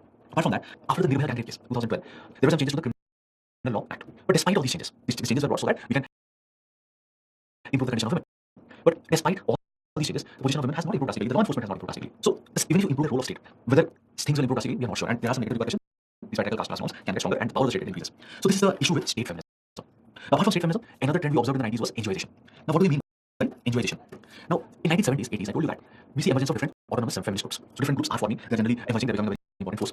But in 90s, what happens is there's a gradual transition. These autonomous women groups, they're getting transformed into funded NGOs. So NGOs who are getting proper funding. Now, what is the reason why there is this transition from these feminist groups which are maintaining their autonomy to proper funded NGOs? They have some funding partners, from them they're getting the funding, and again they have some mandate and they're working in particular areas. Now, it was gradually observed that to ensure sustainability, you have to go for these kind of models. Also, the work was also increasing. So expansion of work and need to sustain. These were the basic reasons why gradual transition to funded NGOs took place. Apart from that, you also observe that these NGOs, they will have full-time professionals, they will have trained staff. And gradually, it was observed that these NGOs, they now were seen to be taking important decisions on behalf of the women movement in India. So previously, it were these autonomous women groups. Now it is the NGOs who are seen as a reflection of women movement in India. Their actions were considered to be the action of the entire feminist movement. But the issue here is, these NGOs might not be grassroots political organizations. They have not emerged from grassroots. For example, a particular NGO might have started in the US, and they would have opened up their own branches here. So it did not emerge from the grassroots in India. So now their idea of development, their model of development will be different. And they are getting the funding from their own parent agencies, which might be in the US. So they might have their own agenda. So previously we had these grassroots political organizations. Now they are being replaced by organizations which might have transnational networks. So during this period, it was said that the women's movement has now become a hugely funded affair today. So on one side, you are creating sustainable institutions, you are able to cater to different kind of work, you are becoming more funded affair today. So on one side, you are creating sustainable institutions, you are able to cater to different kind of work, you are becoming more professional, you are having skilled manpower, trained staff, but at the same time, it has some other issues. Now, what are the challenges as a consequence of NGOization? So what are the issues faced because of NGOization of feminist movement? Now, in the 70s, autonomous groups were there. These groups, autonomous feminist groups, they maintained their independence from political parties, from different kind of other market forces. But now, this political autonomy is getting sacrificed. Different NGOs, they will have their own parent agencies, they will have their funding agencies, and they will have the transnational networks. So their political autonomy can be sacrificed. Apart from that, it was also observed that the internal culture and functioning of feminist struggle is also gradually changing. Previously, these struggles used to be mass-based, used to emanate from the grassroots. But now it is becoming more professionalized, more bureaucratized. So the mode of engagement, the struggles, they are also gradually changing. The work cultures are also changing. So this is sometimes referred to as the neoliberal turn in development. You also observe that now focus is on tapping the hidden potential, the hidden entrepreneurship skills among the women who are at the bottom of the society. For example, the different self-help groups that are coming up, what they're trying to do, they're trying to tap this thing only. They assume that women have some entrepreneurial skills, women who are at the bottom of the society, you need to tap it. So this is now seen as a mechanism by which the structural poverty can be taken care of. So this is a new model of development, and this is referred to as the neoliberal shift in development. So you are tapping to this. These microfinance institutions, they also try to do that. Apart from this neoliberal shift in development, another term is sometimes also referred to these kind of feminists or these NGOs, feminist NGOs. They refer to sometimes as the 9 to 5 feminists. Why they refer to it as 9 to 5 feminists? Now since it is becoming more professional, more bureaucratized, so generally they will have their own workplaces, work timings. So that's the reason this 9 to 5 feminist is a term that is used. Previously it was more of a grassroots kind of thing, more of a political mobilization kind of thing. But now that has given way to a different kind of feminist or 9 to 5 feminists who are more or less like any other corporate and who have certain specific goals, just like corporates, but the goal is having some feminist agenda. So these are some of the criticism of this trend of NGOization in feminist movement that we have observed from 90s onward. Political autonomy has been sacrificed, the work culture, the internal cultures, functioning of feminist struggles, that has changed from being mass-based struggle. It is now becoming more of a professionalized, bureaucratized mode of engagement. Neoliberal development has happened, focuses on tapping the hidden entrepreneurial capacity of women who are at the bottom of the society, and this new term 9 to 5 feminist is sometimes referred to. But these criticisms that we see, there are different criticisms of these particular criticisms. There are some commentators who will say that why are you evaluating NGOs in comparison to the standards that we have set in the past? Why cannot NGOs be evaluated in their own terms? Previously there was a particular standard, you are comparing NGOs with that standard and evaluating them. Why not compare NGOs or evaluate NGOs in their own terms? NGOs have definitely played a very significant role. Why are you ignoring that? NGOs have played a major role in providing employment to women who are in the lower and the middle classes. The self-help group movement, we have discussed in the past, it has been a revolution of thought for women in India. So they have some positive achievement as well. Apart from that, they have also touched different issues which had never been touched before, especially women and sexuality. Those kind of issues were never taken up before. So women have their own choice, they have their own agency, these kind of things which were never taken up in the past. So these NGOs have also taken it up. So there are different positives to NGOization of the feminist movement in India. What needs to be respected is there is great diversity. Different NGOs have taken up different roles. Some NGOs are working in this particular area related to women, some NGOs are working in this particular area, some are working for employment, some in skill development, some in education, some in issues related to women and sexuality. So this diversity was not there, this diversity has been brought to the society. So that is a welcome step because of NGOization in feminist movement. So this is about NGOization of feminist movement. Apart from this trend of state feminism and NGOization of feminist movement in India, another thing has also been observed in the 90s. As I told you in the beginning itself, that this feminist movement is not one monolithic entity. Within the feminist movement also, there are different contradictions, there are different conflicts. One thing that was observed in the 90s is the minority feminists, they have their own different perspective as well. Remember, 90s was also the decade in which different kind of caste and religion-based cleavages, they became stronger, they became deeper. In 90s, Hindu nationalism, it was. Apart from that, caste-based cleavages have also increased. In 90s, we saw different kind of communal incidents. So, since the society is also getting divided, the feminist ideology or the feminist ideas, there also we see different kind of opinions. The different minorities, they will also look at it from different perspectives. So, different critiques from minority feminists is also coming into being. As society is divided, a single cohesive feminist movement cannot be there. So, what we can say here is the idea that women in India, all women in India need these things. That is being questioned now. Women from this particular community might face these issues, specific issues, this needs to be addressed. A Dalit woman and a woman from the higher caste, both of them will have some different issues. A higher caste woman, she might be in a better position than a Dalit woman, but she will also have some issues. She will be subjugated as compared to her male counterparts. A Dalit woman, she will be facing issues because of her caste as well as because of her gender. So, one feminist movement or one feminist ideology for all women is not sufficient. We cannot have a single cohesive framework. There are multiple feminist ideologies within that. So, in 90s, we observe this fracturing of the question related to women. Some commentators, they say that it is not fracturing, fracturing is rather a negative word. What you can say is, it represents a more intersectional and self-reflexive feminist politics. So, feminist politics, among that, if there are divergent opinions, that's good. Not necessarily it is bad, not necessarily it has got fractured. We are more reflecting, we are not thinking in different terms, and that is something which is good, it is not bad. So, this is a very interesting perspective when it comes to feminist movement. But the next phase, the 2000s, what is happening during this period? In 2000s, in this particular decade, we observe different kind of spontaneous public protest strategies, especially among middle class youth in other areas. And generally, they were in response to different kind of high profile cases of violence against women, especially elite women. For example, Jessica Lal murder case. Jessica Lal was a model, she was murdered. So, in response to that, you observe different kind of protests in different parts of the country among middle class youth in other areas. So, this is something which is happening now. Apart from that, we also observe different kind of campaigns with explicit feminist agendas. For example, in 2011, in India, we observed the Indian version of international slut walk marches. Now, what do we mean by these slut walk marches? In 2011, in Toronto, Canada, a police officer had said that women should dress in a particular manner. Women should not dress like sluts. That was the words of a police officer. So women should not dress like sluts. That way, they can avoid getting sexually assaulted. So now what is happening? What is the statement representing? He is basically blaming the victim. He is blaming the victim for the sexual assault that she had to face. So the accused is not being questioned. The dress of the female is being questioned. The woman is at fault for dressing in a particular manner. The man who committed the sexual assault is not being blamed here. So what is happening here is victim shaming. This also referred to as slut shaming is taking place. And this kind of attitude of police officer or the different government agencies leads to rape culture, perpetuation of rape culture. And this is something which needs to be tackled. So against these kind of rape culture or against these kind of comments, in different parts of the world, campaigns were carried out. And these campaigns were referred to as slut walk marches. So it was a transnational movement. In India also, we saw these marches. So men also, they also supported women who came out and basically they are raising their voices against the rape culture that has been promoted, against the culture in which the victim of rape is blamed for being raped, not the man who perpetrated it. Apart from the Indian version of the slut walk marches, there was another major campaign in India in 2009, and this campaign is referred to as the Pink Chaddi campaign. Now, what is the meaning of this Pink Chaddi campaign and how it came into being? Now, in India in 2009, now some right-wing outfit, they beat up these women because they said that drinking, dancing, in pubs, these are all Western culture, they're not Indian culture. And women in India, Indian women should not be doing this. So they started beating them up. They started, in fact, there are videos in which you can see them dragging women out of these pubs and bars. So to protest this, there was this campaign, Infinity campaign. So what happened here is this particular right-wing outfit, the leader of these right-wing outfit, to their places, women from all over India started sending their underwear. So they will have a message and they will send their pink underwear to these men from these right-wing outfits. So to register their protest, and we do not support your point of view, we are against it. So and to shame them. So that is the reason for this Pink Chatti campaign, and it was quite a news at that point of time in 2009. Apart from these slut walk marches, Pink Chatti campaign, there were some other campaigns as well. We'll see them. First, what we'll do is try to understand what were the focus areas of feminists during this period, during 2000s. Now, women in India face different issues in public spaces. Generally, access to public spaces is restricted. They will face different kind of sexual violence, these kind of things. So it becomes very difficult for them to go about in public spaces. Now, one solution is the state authorities can try to improve this. They can try to ensure safety of women in public spaces. But what these feminists are trying to do is, rather than waiting for the state authorities to ensure that these spaces will become safe for women in future, they are trying to encourage women to claim public spaces back. Women should claim public spaces for themselves, buying it for themselves. So we have waited long enough for the state authorities to ensure a clean, safe environment for us. We have to do things on our own. State authorities are not doing it. That is what they are focusing on. So they are saying that we need to ensure unconditional freedom in the public domain. You might have observed at different points of time that women might be raped in public spaces. So after these kind of events, the police official, the political leaders, they will give these kind of statements that why was she loitering in that public space? Why was she moving around alone? So what is the point here is the public space is not for her. She cannot move around on her own. She cannot go to these public spaces. That is how you justify things. So the feminists in 2000s, they are saying no, it is our space. If someone is raping us, they are at fault. We are not at fault. We should claim back this particular space from which we have been thrown out. So how they are going about all these things? So they are indulging in the risky behavior. Because for women, moving around is also risky. They might be raped. And if they are raped, the blame is only on them as per the different political leaders and the police forces. So they are indulging in risky behavior like loitering. So different campaigns were organized, which is promoting women to come out and participate in the public spaces. For example, there was this Why Loiter campaign, Black Noise campaign, Take Back the Night in Kolkata, Pinjara Tod. We might have heard of Pinjara Tod. It is quite frequently in the news. What do we mean by Pinjara Tod movement? You might have observed that in different college campuses, in PGs, there are different restrictive rules for women, but not for men. For men, they can enter the hostels, they can enter the PG at any point of time, they can leave at any point of time. But for women, there will be a lot of restrictive rules. You have to be within the campus by this particular time period. So there will be a few after that. Now, all these things, you are saying that you are doing it for their safety, for their security, but it also limits their freedom. It limits their opportunities. Maybe educational opportunities, it might restrict their employment opportunities, it might restrict them from participating in public spaces, it might restrict them from participating in other avenues as well. So all these things have become a Pinjara cage for women. Pinjara Tod means you have to break this. These restrictive rules should be taken care of, they should be broken. Women and men should have equal freedom. So Pinjara Tod is also one of those movements which tries to increase women's access to public spaces. These and all these are public spaces. Apart from that, in 2000s, the feminist movement, they are also trying to break the different kinds of stigma that is associated with menstruation, which is a biological process. They also fought for the entry into Hindu temples, Sabri Malay, we have discussed in detail. And not just Hindu temples, different other religious shrines where women's entry is restricted, they are fighting for that. Apart from that, they have also broken different kind of taboos around speaking out of rape and rape culture. The kind of culture that is that women are blamed, the rape victims are blamed, slut shaming, victim shaming, these things happen. So these kind of things are also taken up here. So these are the focus area of feminists in the 2000s.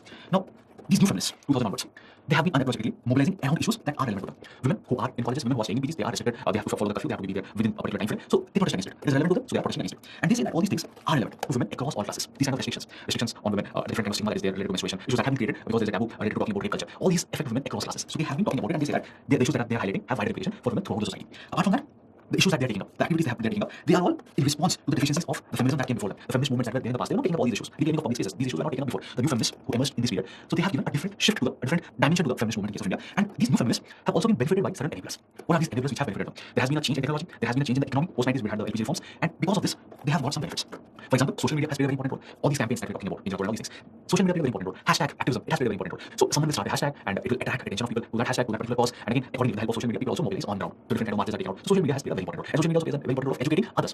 Men and other boys, they are also getting educated with the help of social media. Apart from that, another enabler has been the transnational links.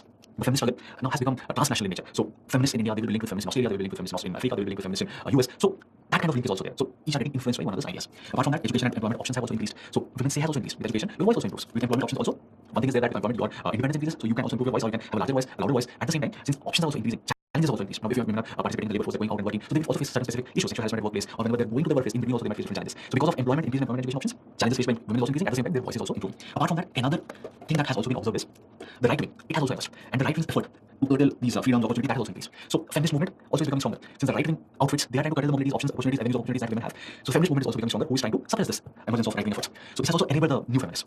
So these are some of the enablers of this third wave of feminism post the 2000s. But there is also a criticism to this kind of feminism. For example, one criticism is that this is restricted to the middle class, urban, metropolitan women. So it is kind of exclusionary in nature. It does not cover the issues that most women face. So they claim, the new feminists claim that the issues that they're taking up impact women across all classes. But some critics say that no, they do not represent the interest of women throughout all the sections of women. Apart from this, there is another criticism that they're more influenced by the West. Women in India might have their own specific issues. We should be taking up that issues rather than getting influenced by the West. This criticism is there because, as I told you, transnational link is there now. Feminist groups across the world are connected together. So since they're connected together, they might be getting influenced by the issues that have been taken up in the West without addressing the issues that we have here. So maybe we should address our issues here, then we can think of other dimensions. So these have been the criticisms of feminist movement in 2000s. Another thing that has come up is the generational divide. There's a divide among the older feminists and the new feminists. Now, what is this generational divide? We had discussed about the Me Too movement. There we had talked about one particular how Me Too movement emerged in case of India. Now, Raya Sarkar, a graduate student in University of California, what she did was she created a list of people in academia who have been known to be sexual harassers. Now, she published this list of sexual predators on Facebook. Now, and this particular list had some 60 prominent male academics.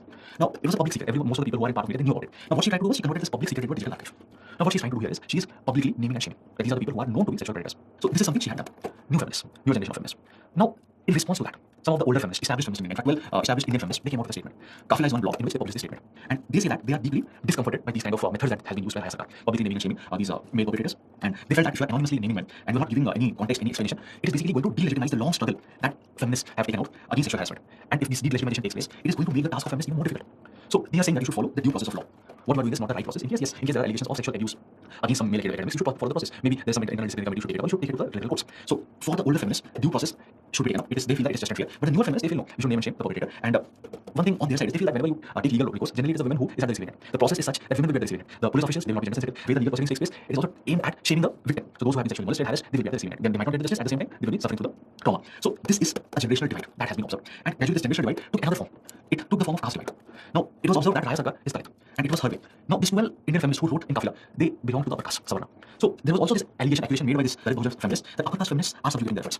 So, which started as the Indian Me Too movement, got divided along generations, and later on it is also getting divided along caste. And these Dalit Bahujan feminists, they feel that upper caste feminists, they have a particular perspective, and they are subjugating the Dalit Bahujan feminist perspective. So here also, we observe in the feminist movement different kind of contestations and power relations along the lines of generation, along the lines of caste hierarchies. So from 2000 onward, this has been the dynamic. So we understood how it originated, feminist movement in case of India, anti-colonial socialist reform movements. So 1970s, what happened? We observed it is the point of origin of post-independence Indian feminist movement. Autonomous women groups played a very important role in 70s, 80s. In 90s, these autonomous women groups are being replaced by NGOs. NGOization of feminist movement is taking place. State feminism is also becoming very important here. Apart from that, minority feminists, their perspective, they also becoming significant. Minority feminists, like Dalit feminists, women from minority communities, they are forming their own groups, they are forming their own platform. One example here is Dalit women. They have created their own platform, National Federation for Dalit Women. So that is the platform where they discuss issues specific to Dalit women. 2000 onward, again, there is some change. Public protest and all these things are changing. Newer feminists, they're taking up different issues which were not taken up in the past. We have also observed these different internal contestations among feminists. So feminism in case of India is not one monolithic ideology. So legitimacy, potency, visibility of feminist knowledge, feminist struggles has improved, but at the same time, the internal conflicts, contests, all these things have also increased. Divides, disagreements also exist among feminists. What are the positive roles that have been played by feminist struggle at different points of time? Keep that in mind. So this is about the feminist movement in case of India, right from the colonial period, post-independence period, and till now. Club it with our understanding of feminism in the international context, first wave, second wave, third wave. So both these chapters period and till now. Club it with our understanding of feminism in the international context, first wave, second wave, third wave. So both these chapters are important, especially since this Me Too movement was there in the news, has been in the news for the last 1-2 years. This is a very, very relevant topic. So this is about feminist movement in India. Thank you.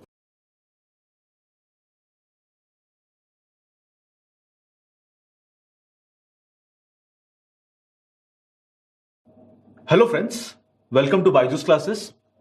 In today's session, we will be continuing our discussion related to issues specific to women, which have been in the news for last couple of years. So in today's session, we are going to discuss about adultery, the recent Supreme Court judgment on adultery. Apart from that, we will also look at the recent judgment related to triple talaq. And again, after that, the government initiated a bill. It also initiated an ordinance. What are some of the key provisions of that ordinance bill? Apart from this, we also look at another issue which has been in the news, which was also in the news last year. We were discussing about female genital mutilation. So again, there was a PIL filed that is right now with the Supreme Court. So again, what are the different issues involved here? What is female genital mutilation? Among whom it is prevalent? What are the other issues over there? So all these things we will be discussing. This particular topic can become relevant. It has been referred to the constitutional bench right now. So in few months or so, it can become relevant. So that's the reason we're going to discuss that. Apart from that, another major controversy last year has been related to temple entry. Women's entering into Sabrimala temple. So there was a Supreme Court judgment, and after that, what happened? So that also we are going to take up. So all these key things, all things that remained in the limelight last year, we will be taking up. So firstly, the judgment related to adultery. Now, first of all, we need to understand why this particular thing was in the news. What was exactly the case? Now, there was a Supreme Court judgment last year, 2018, and this judgment decriminalized adultery. Now, what is the background to this case? Now, one non-resident Indian from Kerala, he had filed a PIL, and this public interest litigation challenged the offence of adultery under Section 497 of Indian Penal Code, along with Section 198(2) of Code of Criminal Procedure. So the constitutionality of both these sections of Indian Penal Code and CRPC were challenged. So we will try to understand what are these provisions and why these provisions are not constitutional. So a 5-judge bench started hearing on the PIL in the month of August 2018, and finally the bench delivered its judgment on 2018, and they decriminalized adultery. The Section 497 of Indian Penal Code was scrapped. So first of all, we need to understand what exactly are these provisions, Section 497 as well as Section 198, and how they were unconstitutional. Now, Section 197 of Indian Penal Code, it criminalizes adultery. It imposes culpability on a man who engages in sexual intercourse with another man's wife. So let's say we have a couple here, and then let's say there's another couple. So the square box here denotes the husband, the triangle denotes the wife. Now, if this guy has sexual relations with this female, so H2 can file a case against H. So culpability on the man if he's engaging in sexual intercourse with another man's wife. This was the case. But see, one thing has to be noted here, that this female, W2, she is also engaging in adulterous behavior. She is also equally part of this equation, the sexual intercourse that they had, the intimacy that they had. But W2, this female, will not be charged for it. She will be exempted from prosecution. And this man who has engaged in the sexual intercourse, he might be imprisoned for 5 years. So this particular law is not gender neutral. The man is punished, but the female who also engaged, was equally part of the sexual relationship, is not equally punished for it. Now, apart from this lacuna drawback, there's another challenge also. If the husband engages in sexual intercourse with an unmarried woman, this section is not applicable. For example, let's forget this equation. So husband, wife, they're a couple. Now let's say there is another woman who is unmarried. Now, if this person engages in sexual intercourse with this unmarried woman, this section will not be applicable here, even though it also consists adultery. He is having a relationship outside marriage. So it is not gender neutral. The married woman is exempted from prosecution. Apart from that, if the husband engages in sexual relationship with an unmarried female, it is also not covered under the ambit of this particular section of Indian Penal Code. So these are the inherent drawbacks of this particular section.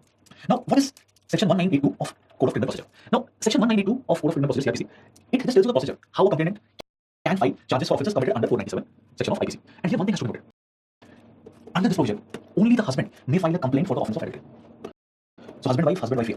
This person engages in sexual relationship with wife over here, wife 2. So only this person can file a case against this person. So H2 can charge against H1. W1 cannot file a case here against her own husband as under section 497 of IPC. So this is again another drawback. So only husband may file a complaint for the offence under adultery. So this is about section 497 and section 1982 of CRPC. So from these two pieces of law, what are the issues that we can identify? First issue, exemption is given to married woman. She will not be charged for adultery. Second thing, section 497, whether it should be made gender neutral, whether women should also be tried as offenders. That is again another issue here. Apart from that, it is also a question whether the penal provisions are quite excessive in nature. 5 years of imprisonment. There are other cases, other kind of offences in which the penal provisions will be comparatively less. So is 5 years of punishment too much, too harsh? And whether we should be making this law gender neutral so that we can include women as offenders. So all these three things needs to be discussed, needs to be debated. And that is what was taken up by the Supreme Court. And they analyzed along all these things, along all these lines, and they gave their judgment. So what was the analysis by the different judges of the Supreme Court? Now, first point that is being highlighted here is this particular section of Indian Penal Code, section 497, is arbitrary. Now, one of the argument given in favor of section 497 was that it preserves the sanctity of marriage.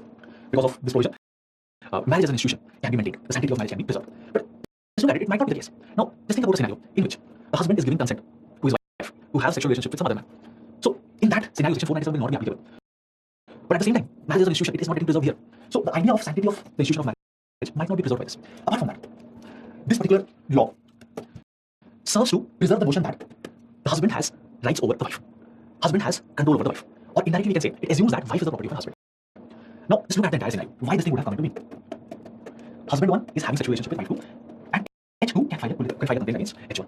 Now, why do you think this law would have come into being in the first place? Now, if you trace the roots, we can trace the roots of the Victorian period. Now, at that point of time, in the past, women were considered to be the property of their husbands. So, what is happening here is, H1 and H2, their property is W1 and W2 respectively. Now, when H1 is having sexual relationship with W2, it can indirectly refer or it can indirectly imply that he is taking away the property of H2. This is how women were perceived at that point of time. They were not perceived to have their own agency. So, this is basically being assumed to be a conflict between H1 and H2. W1 and W2, they don't have any say here. That is the reason only H2 can file a complaint against H1. Since H1 has basically stolen the property of H2 or has attacked the property of H2. So, the idea behind this law is these notions. So, this kind of notion is not right in the present times. It does not stand the test of time. So, since this law serves to preserve the proprietary rights a husband has over the wife, it must go. Apart from that, in this law, women cannot file a complaint against her husband or his lover. So, this is also not correct. It is not gender neutral. Only man can complain, female cannot complain. So, gender neutrality is being questioned here. Apart from that, in this particular law, there is no provision to deal with a married man having an affair with an unmarried woman or a widow. That provision is also not there. Only if that female is married, then only these law will be applicable. So that is the reason section 497 is considered to be arbitrary. Apart from that, here the notion is the husband is owning his wife, has full control, full ownership over his wife. So the idea that the wife is the husband's property is being perpetuated in this law. Apart from the section 497 being arbitrary in nature, the other argument given here is that it is justifying that the husband has control over the wife. The sexual autonomy and dignity of a woman is directly dependent on the husband. That is also something which is not correct. Equality should be the governing parameter. Husband and wife, they should be considered equal. Why should the sexual dignity, the sexual autonomy of the wife be dependent on her husband? So this is again another ground on which this law has been questioned. Also, this particular law is against Article 1415 of the Constitution, right to equality. So it is against that. So section 497 violates the provision of Article 1415 given under the Constitution. Apart from all these things, the Supreme Court also analyzed whether adultery should be considered as a criminal offense. Now, what is happening here is when you're trying to criminalize adultery, you are basically entering into a private sphere. Now, whether adultery is a public wrong, whether it is a moral wrong, it can be a moral wrong. It can be a moral wrong. If you are into a marital alliance and you are engaging in sexual relationship outside the marriage, yes, it is a moral wrong. Infidelity is there. But is it a public wrong? Is it impacting a large number of people in the society? Or is it just between the individuals and their family members? So here, the Supreme Court analyzed it and they are saying that it's a moral wrong rather than a public wrong.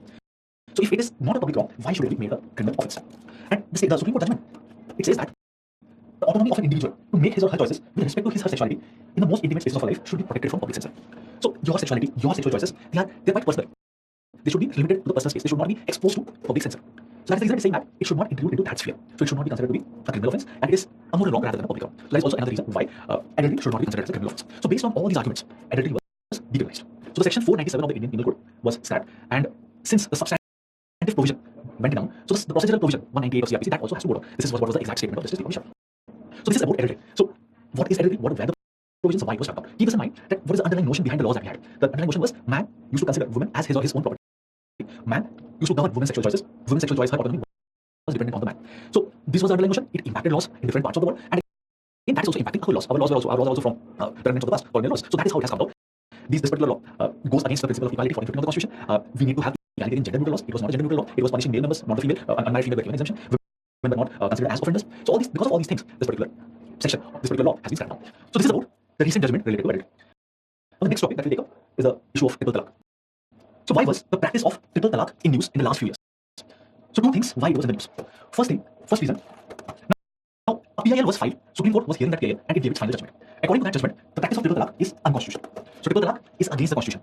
So here the judgment was given by a 5-judge constitutional bench, and three of these judges said that triple talaq is unconstitutional, and then there was a dissenting opinion by 2 judges. So we'll understand on what grounds they have declared triple talaq as unconstitutional, and we'll also try to understand what were the dissenting opinions. Apart from this particular judgment, what else is the reason why triple talaq was in the news?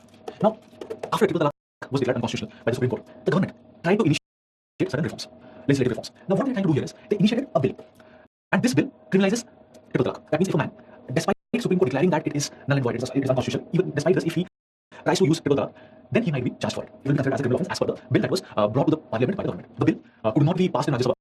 It was only passed in Lok Sabha, and the government tried to use some other mechanisms. For example, they brought about the ordinance as well, and they have promulgated the ordinance multiple times. The bill will be lapsing with the resolution of Lok Sabha. But what is important is we need to understand the provisions of this bill, because you never know the next government who will come to power. If, for example, then they will come to power, they might again initiate the bill, or they might again bring some other. They might initiate some of the efforts in this particular direction, in the same direction. That is the reason we will try to understand some of the features of this bill and what are the positives and negatives. So first thing what we will do is we understand the verdict and what is the background to the verdict. So what is the background to the Supreme Court judgment? Now, in 2016, one female, Shaina Banu, who was married to Ridwan Ahmed for 15 years, this female was divorced through triple talaq. So in 2016, she is being divorced by her husband through triple talaq. What is triple talaq?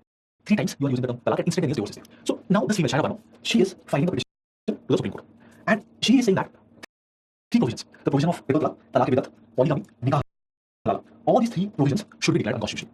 So for that, she is filing the petition. Now, what are these 3 things? Talaq-e-bidat, nikah halal, and polygamy. So we need to understand that how they are, what are they, and what is the difference between them. So basically, the petition is filed against all these 3 things. Now, talaq-e-bidat means it's a practice which gives a man the right to divorce his wife by uttering talaq 3 times in one sitting, even if there is no consent from the side of the wife. So it is a unilateral mechanism of divorce. The husband, the man, utters talaq 3 times, and instantaneous divorce is there. So this is called talaq-e-bidat. What is nikah halal? Nikah halal means a practice. Nikah halal refers to a practice where a divorced female, if she wants to remarry, if she wants to remarry her husband from whom she has been divorced, if she has to do that, she has to obtain divorce from her second husband before she can go back to the first husband. So this is a couple. Now, let's say they were divorced. If W1 wants to again get married to H1, she has to first get married to some other person, has to get a divorce here, and then she can marry her former husband. So this provision is nikah halal. Now, Shaina Banu, she signed a petition to again declare nikah halal as unconstitutional. Apart from that, the petition also talked about polygamy. It is saying that polygamy should also be made unconstitutional. Polygamy is a practice in which a man has Muslim man has multiple wives under the law, under the personal laws, they can have multiple number of wives. So these 3 things are being questioned. These 3 things are being challenged. So now, from all these things, what are the core issues that we can identify? So basically, there are 2 issues here. First thing, whether this practice of talaq-e-bidat is an essential practice under Islam. If it is an essential practice under Islam, then it might enjoy some constitutional protection. Right to practice, profess your own religion. That is one of the fundamental rights. So if it is an essential practice under Islam, that or not, that is something we have to identify. That is what the Supreme Court has to do. Apart from that, another issue is whether triple talaq violates fundamental rights. Different fundamental rights are there. Is triple talaq violative of some of the fundamental rights? These were the key issues the Supreme Court tried to analyze. Now, what were some of the arguments in favor and against this? Now, who were the ones who were supporting these provisions? Who were the ones who were against these provisions? Now, apart from Shaina Banu, there were many other women rights bodies who were against these provisions. For example, many women rights organizations like Big Collective, Bharatiya Muslim Mahila Andolan, they were also against these provisions. They also wanted these provisions to be declared unconstitutional. But at the same time, there were some other bodies, for example, All India Muslim Personal Law Board. They were supporting these provisions. They, according to All India Muslim Personal Law Board, they are saying that this Muslim personal law is not subject to constitutional judicial review. They are all essential practices of Islamic religion, and they are all protected under Article 25 of the Indian Constitution. Right to practice, profess, propagate your religion. So, under Article 25, they are all protected and they are all personal laws.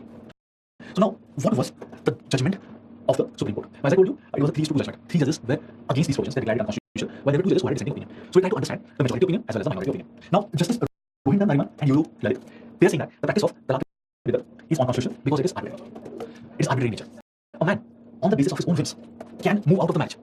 He can whimsically move out of the marriage. He can capriciously move out of the marriage without making any effort to save the marriage, without making any effort to reconcile. So it is quite arbitrary in nature. Since it is manifestly arbitrary in nature, it should be declared unconstitutional. As per Justice Nariman as well as Justice Lalit. Justice Kurian Joseph looked at it from another angle as well. Justice Kurian Joseph says that triple talaq is against Quran. Since it is against Quran, it also lacks legal sanction.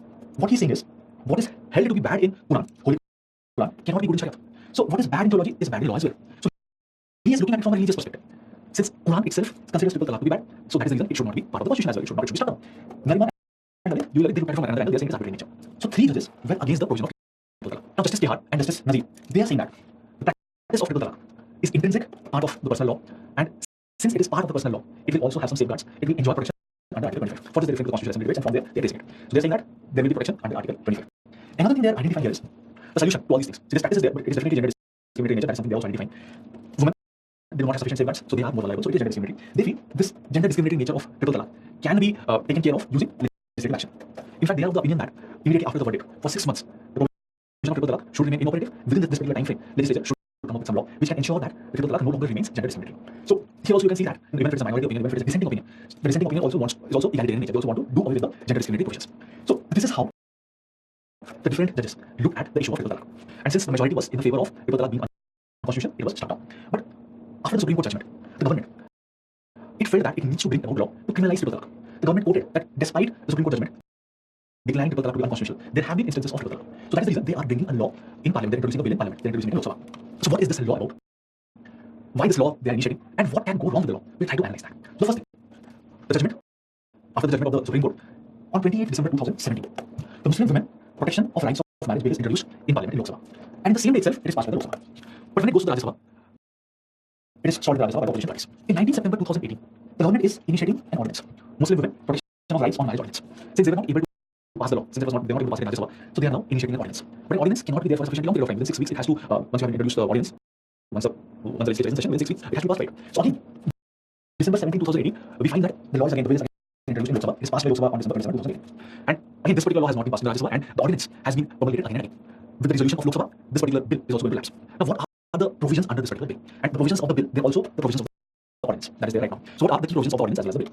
Muslim Women Protection of Rights on Marriage Bill 2018. Now, the first thing, this bill declares talaq, including written electronic form, to be void and illegal. And it also defines what exactly is talaq. So it defines talaq and this talaq in different forms, maybe written form, maybe electronic form, all the forms are void. So what exactly is talaq as per the bill? Now, talaq here refers to talaq or any similar form of talaq pronounced by a Muslim man which can result in instant irrevocable divorce. So instantaneous divorce. So talaq we already know what is it. 3 times if you are pronouncing talaq in one sitting, that is talaq. So this is considered illegal. Apart from that, any other form which leads to instant divorce, they will all be considered to be illegal. They will all be considered to be void. Now, what kind of offense is this, and what is the penalty for it? If the bill comes into being, and after that, if a man uses triple talaq or similar kind of provisions, then he can be imprisoned up to 3 years, and he can also be charged a fine. So this is the penal provision. This is the punishment. It is a cognizable offense. Under what circumstances it is cognizable? It is cognizable if information related to the offense is given by the married woman who has been divorced, or against whom the word talaq has been pronounced, or by any other person related to her by blood or marriage. Both things are there. So blood or marriage, the woman herself, and any of her relative with whom she is connected by blood or marriage. So if these people are giving information, or the woman is giving information, then it will be cognizable.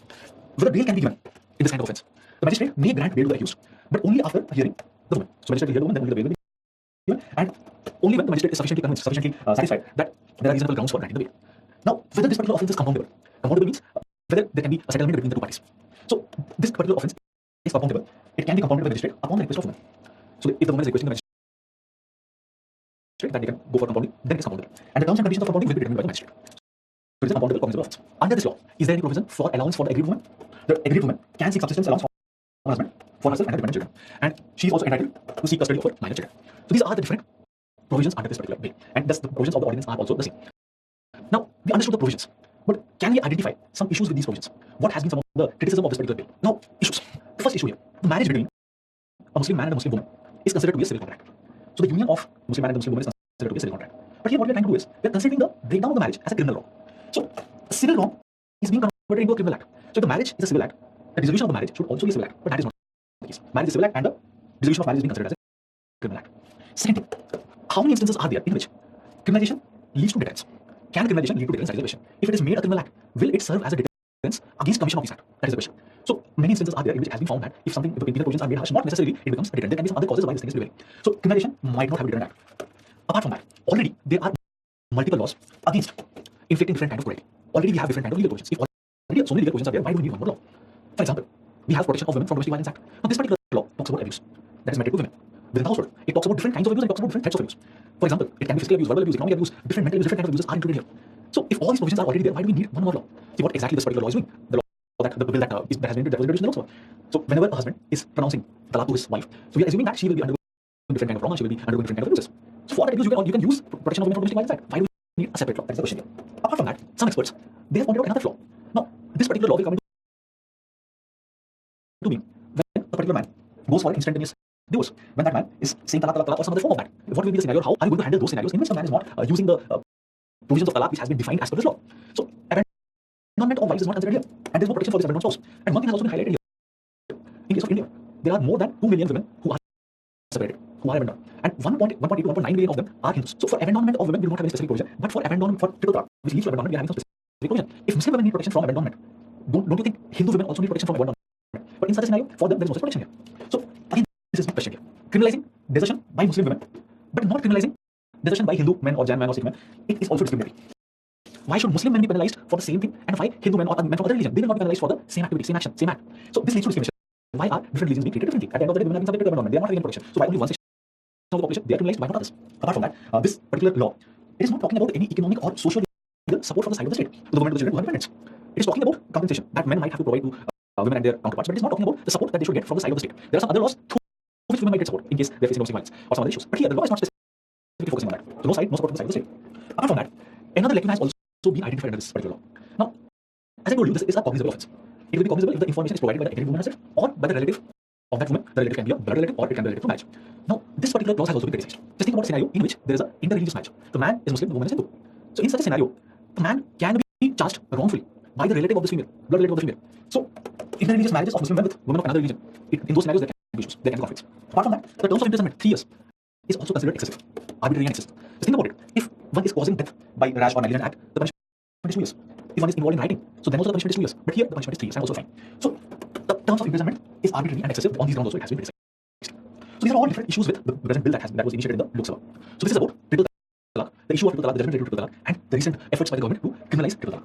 Now the next topic that we'll take up is female genital mutilation. So what is female genital mutilation and why was it in the news? So this is something which we are going to understand now.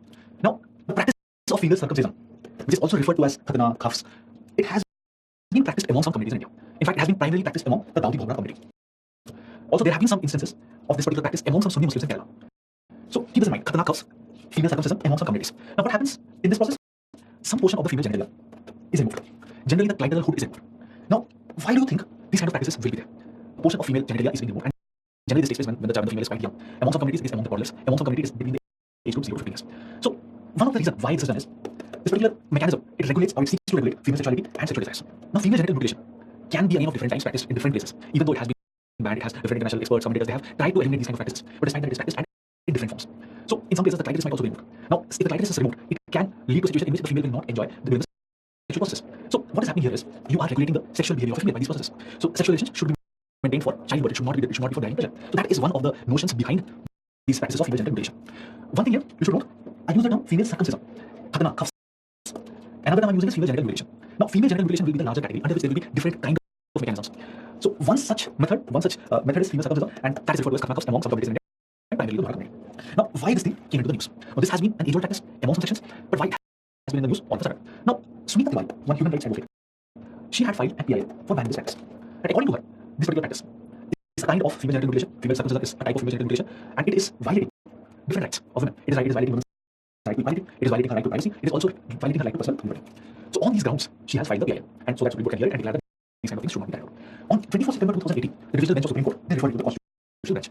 So the Constitutional Bench is going to decide now. So right now, the final judgment has not been there. It can be there in a while, so that is the reason it becomes important. So first thing, what we will try to understand is, what is the prevalence of these kind of things in case of India? And what is the international experience? Do we have an international convention which talks about these kind of discriminatory practices, inhuman practices? So we look at all these things and finally we will understand the issue in details. So first thing, how prevalent is these practices? Now we said that at least 200 million world over, 200 million women world over have undergone some sort of ritual cutting in their genitals. 200 million, because I'm not talking about India. This is the number for the entire world. And in case of India, this is carried out secretly. There's not quite there in the open. Secretively, it is practiced, but it is prevalent. And generally, the traditional cutters, Mulanis, they are the ones who carry it out. In some instances, doctors also carry it out. Now, when it comes to the numbers, how many numbers of female circumcision takes place in India or has taken place in India in the last few years? The state, the Ministry of Women and Child Development, they said that they do not have any official data. They do not have any study which supports the existence of female genital mutilation in India. So from the side of the Women and Child Welfare Ministry, we do not have sufficient data. But some independent studies have been carried out. In the first ever study about female genital mutilation in India, it was found out that half of the women who had undergone this thing, they felt some sort of irritation. 30% of them feel some sort of discomfort when they're walking urinating, and some of them felt that they have lost sensitivity in the area. This was found out by Dr. Shulnath Mali. She had examined one of them. Now, when it comes to the practice, how old is this practice, or what is the root of this practice, what is the origin of the practice? Dr. Zeenat Shaukat Ali, one of the professors of Islamic studies, says that this particular practice is not based on Islam. It is not something specific to Islam. Zeenat Shaukat Ali says that it is something which is very specific to the Dawoodi Bohra community. Among the communities prevalent rather than among Islam. So the roots might not be there in Islam itself. So this is about the prevalence. Now, if you look at the roots, or what could have been the possible reason why this particular practice came into being. Now, again, this particular practice will be rooted in sexual pleasure. Women have been subjected to dominance under men. They have been subjected to a patriarchal society. So the patriarchal ideas of purity and modesty, that forms the basis of these kind of practices. Now, what do we mean by this? Now, if the clitoral hood or the different parts of the clitoris are removed, it can lead to loss of sensitivity. We already saw that, and this has been proved by the recent first ever survey on women who have undergone these kind of procedures. So This can be a mechanism by which the sexual desires of the women can be controlled. This can be one of the mechanisms by which the sexual relationship intimacy of women can be controlled. So the idea of purity and modesty that is also coming into play here. Women should be pure before marriage, they should remain pure, and this is one of the mechanisms by which their purity can be maintained. So patriarchal ideas of purity are before marriage, they should remain pure, and this is one of the mechanisms by which their purity can be maintained. So the patriarchal ideas of purity are being reinforced by these kind of notions. So the practice of female circumcision, we can say that it is rooted in the belief of family honor, maintaining family honor, maintaining virginity, not having promiscuous behavior. So these are the roots of female circumcision. Now, because of this practice, what can be the possible challenges that a female faces? Now, this practice can lead to serious health concerns, can lead to severe pains, can lead to excessive bleedings, can also cause problems when it comes to urinary. Many times, these kind of practices are not done by doctors. They are carried out by those people who do not have any such medical experience, they do not have any such training. Now, it can lead to infection, it can lead to cysts. It can have impacts for long durations, lifelong impact can be there. It can create issues during childbirth as well, can cause physical impairments. So, physical health-wise, it has a lot of risks. But it's not only the physical dimension. These kind of practices can be traumatic for an individual. Just imagine a female, a child, a girl child has to undergo these things. So it can be traumatic for her, and because of this trauma, there can be large-scale, long-term psychological consequences. So major health concerns are there, both for physical health as well as mental health. And these kind of practices, they're also serious rights violation. Human rights, fundamental rights are being violated in this process. For example, right of women to equality, non-discrimination. Women are subjected to these kind of procedures, these kind of painful, heroic procedures. Why they are subjected to these procedures? Also, these kind of procedures are a violation to the right to security and physical integrity of a woman, bodily integrity of a woman. If a part of your body is removed, that means your bodily integrity, your physical integrity is threatened. So, right to security and physical integrity is also questioned. Apart from that, this particular procedure also violates one's right to highest standard of health, because it is impacting the female physically as well as mentally. There can be pain, there can be bleeding, there can be issues when it comes to urinating, menstrual periods. There can be issues. So you are not able to attain the best standards of health. Apart from that, it also violates one's right to be free from torture. It is a kind of inhuman practice, it is a kind of torture. Apart from that, these kind of practices are carried out on female who are in the age category of 0 to 15 years, children. So it is also impacting the rights of the child, violation of the rights of the child, United Nations Convention on the Rights of the Child also talks about it. So multiple kind of rights are being violated by these kind of procedures, female genital mutilation. Now, what are some of the international opinions when it comes to female genital mutilation? See, one thing you should keep in mind, female genital mutilation is not something specific to India. In fact, in India, the prevalence is less. There are some other places which has rampant practice of female genital mutilation, for example, sub-Saharan Africa region, where it is even more widespread. So it has been identified as a global concern by different agencies. For example, the World Health Organization, it says that female genital mutilation is gross violation of the rights of girls and women. So it also calls for action against these kind of practices. Similarly, United Nations General Assembly, in December 2012, it adopted a unanimous resolution calling for elimination of female genital mutilation.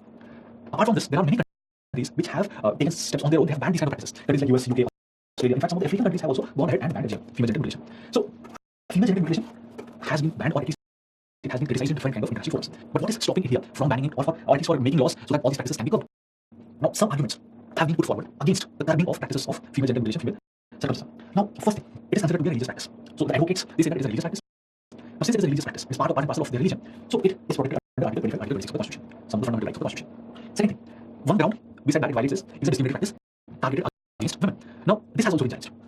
So the advocates of female circumcision, they are saying that this practice is not discriminatory against women. They are saying that male members, they also have to undergo circumcision. So, for example, among the Dawoodi Bohra community, the male members are also required to be circumcised. So it is not just women, it is men as well. Both have to undergo this.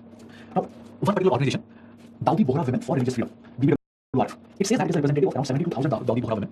Now, they say they are also in favor of female circumcision. They are against any interference into the religious practices. So what they say is the process of female circumcision that is practiced among the Dawoodi Bohra community, it is different from female genital mutilation. So female circumcision, that is khatna, and female genital mutilation, they are not the same things. They are saying they are two different things. And what they are saying is, when it comes to khatna, or the kind of practice they have in their community, it is not that painful, it does not involve mutilation, it is more of a harmless procedure.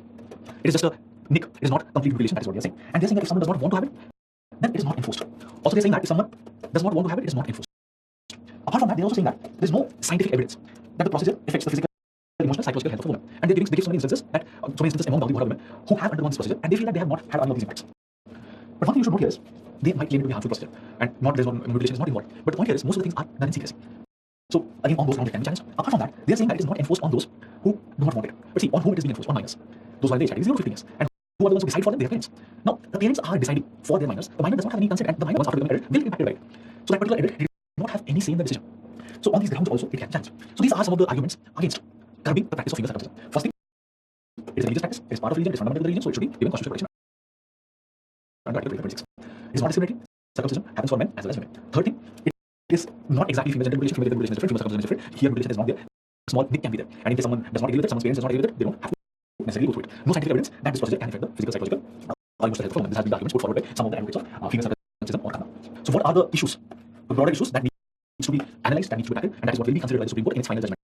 The Constitution that will take care. So first thing, whether the practice of female circumcision violates the right of privacy of the girls on the procedure is performed without their consent. The minors 0 to 15, without their consent, this procedure is being carried out, and they have no say over there, and they are going to get impacted by the procedure later on. They might get impacted by the procedure. Apart from that, another major issue here, whether the practice violates the right to life and body autonomy of the members. That differences, Article 21, right to life, right to personal dignity, are these being violated? Women might not enjoy a sexual relation later on because of this process. Her bodily dignity is being questioned. If bodily dignity is not there, so is it not a violation of the right to life, right to dignity? Apart from that, whether the practice is discriminating against women and girls, whether if it is discriminating, then it is going to violate Article 49 of the Constitution. Apart from that, whether the practice is a religious practice, whether the practice is fundamental to religion, in such a scenario, Article 26 will protection under Article 26 of the Constitution. So all these things need to be analyzed. On all these bases, there will be the judgment of the Supreme Court. So this is the debate related to female genital mutilation, female circumcision in India.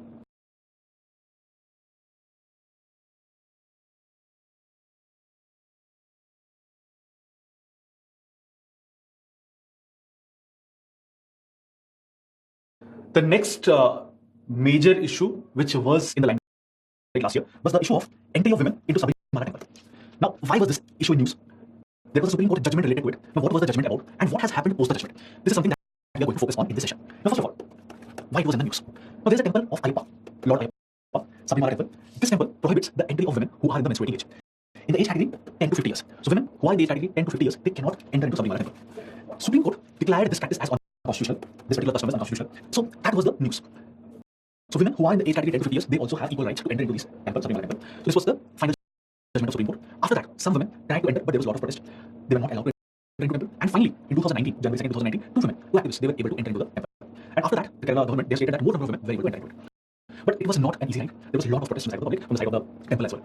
In fact, women entered the temple on January 2nd. After that, there was a purification exercise by the temple authorities. They purified, they carried out some rituals so that the temple will be purified, which had become impure because of the presence of women. So, what is the broader issue here? That is what we are going to understand.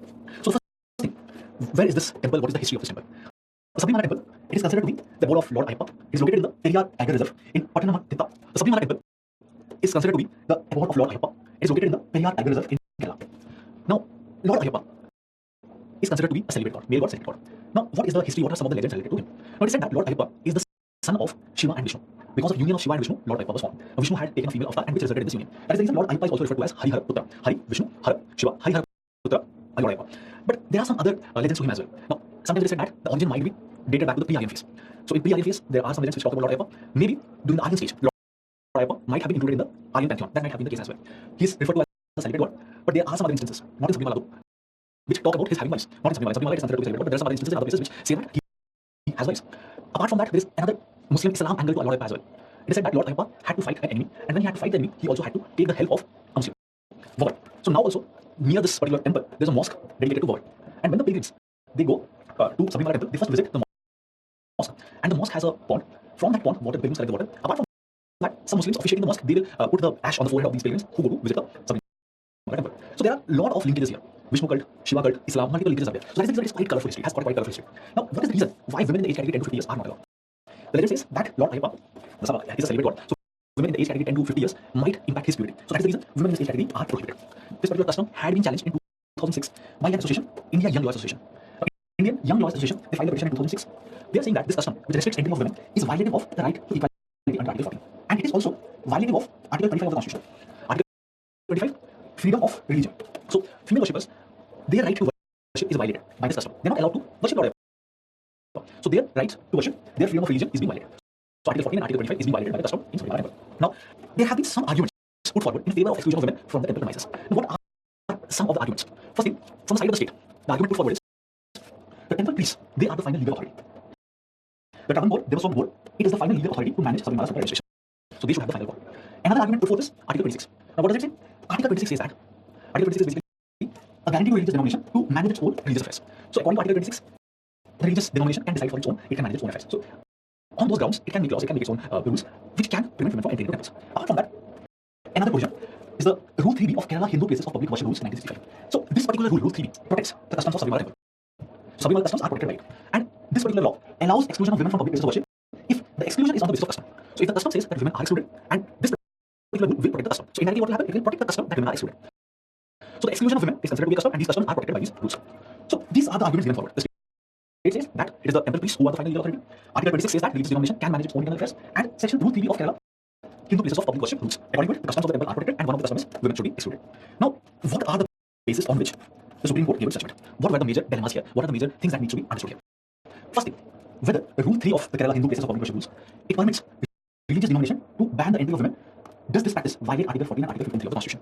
So these rules, are they violative of Article 14, equality, Article 15? So positive discrimination in favor of women, are they violative of this? Second thing, whether the practice which prevents entry of women, whether this practice is an essential religious practice under Article 25, right to practice profess or religion, whether this practice is an essential religious practice under Article 25. Next thing, whether this exclusionary practice on the basis of some biological factor, menstruation is a biological factor. Those who are in age category 10 to 50, they're considered to be of menstruating age. Menstruation is a biological factor. Whether exclusion on the basis of a biological factor amounts to discrimination, whether this kind of provision is violative of the Article 14, 15 and 17 of the Constitution.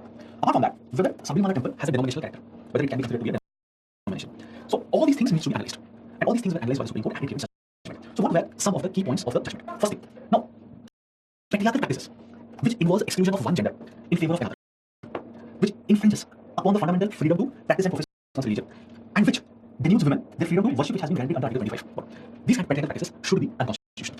So if there are patriarchal practices which is excluding one gender, if it is infringing upon someone's fundamental freedom to practice profess one's religion, which is preventing someone to worship, it should be considered unconstitutional. So this is part of the judgment. Apart from that, devotees of Lord Ayappa, they should not be considered a separate denomination. They do not have a separate religious identity. They are Hindus, they are part of the larger Hindu religion.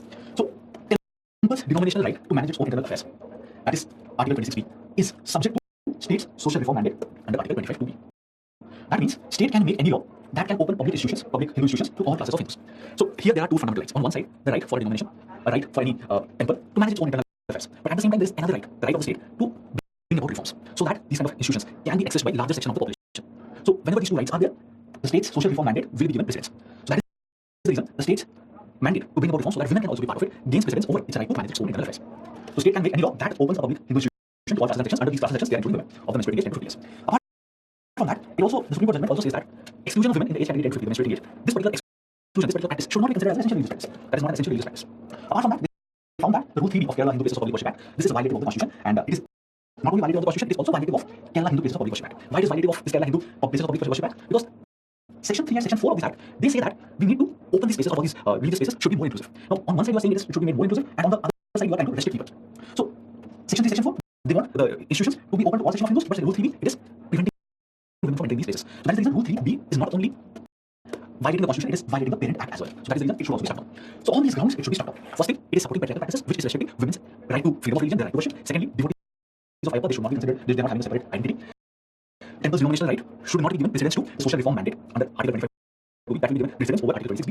Exclusion of women is not a fundamental essential religious practice, and Rule 3b is also extra constitutional, and it is also violative of the Parent Act. Apart from all these arguments, Justice Chandrachud put forward some more interesting arguments.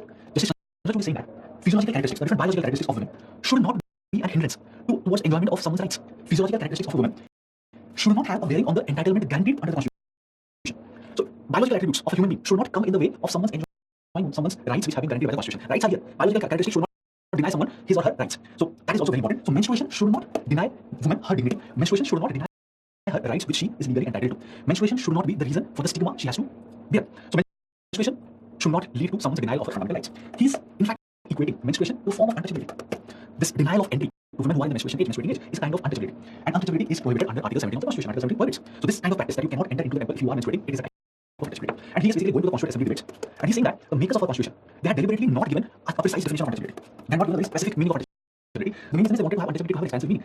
So that is the reason untouchability should not just be considered in terms of caste, it should also be considered in terms of gender. Women who are menstruating are being considered untouchables in this scenario. They are denied entry into temples. So that is the reason this particular custom should be considered to be a custom of untouchability, and it should be scrapped down because there is no space for untouchability in our discourse. It is violative of our fundamental rights. So Justice Chandrachud looked at this particular custom from this angle as well, the angle of untouchability. And women should not be denied their rights on the basis of some biological factor. Every woman has to go through menstruation, so it's very natural, it's biological, it's fundamental. They should not be denied their constitutional rights just because of this. So this is Justice Chandrachud.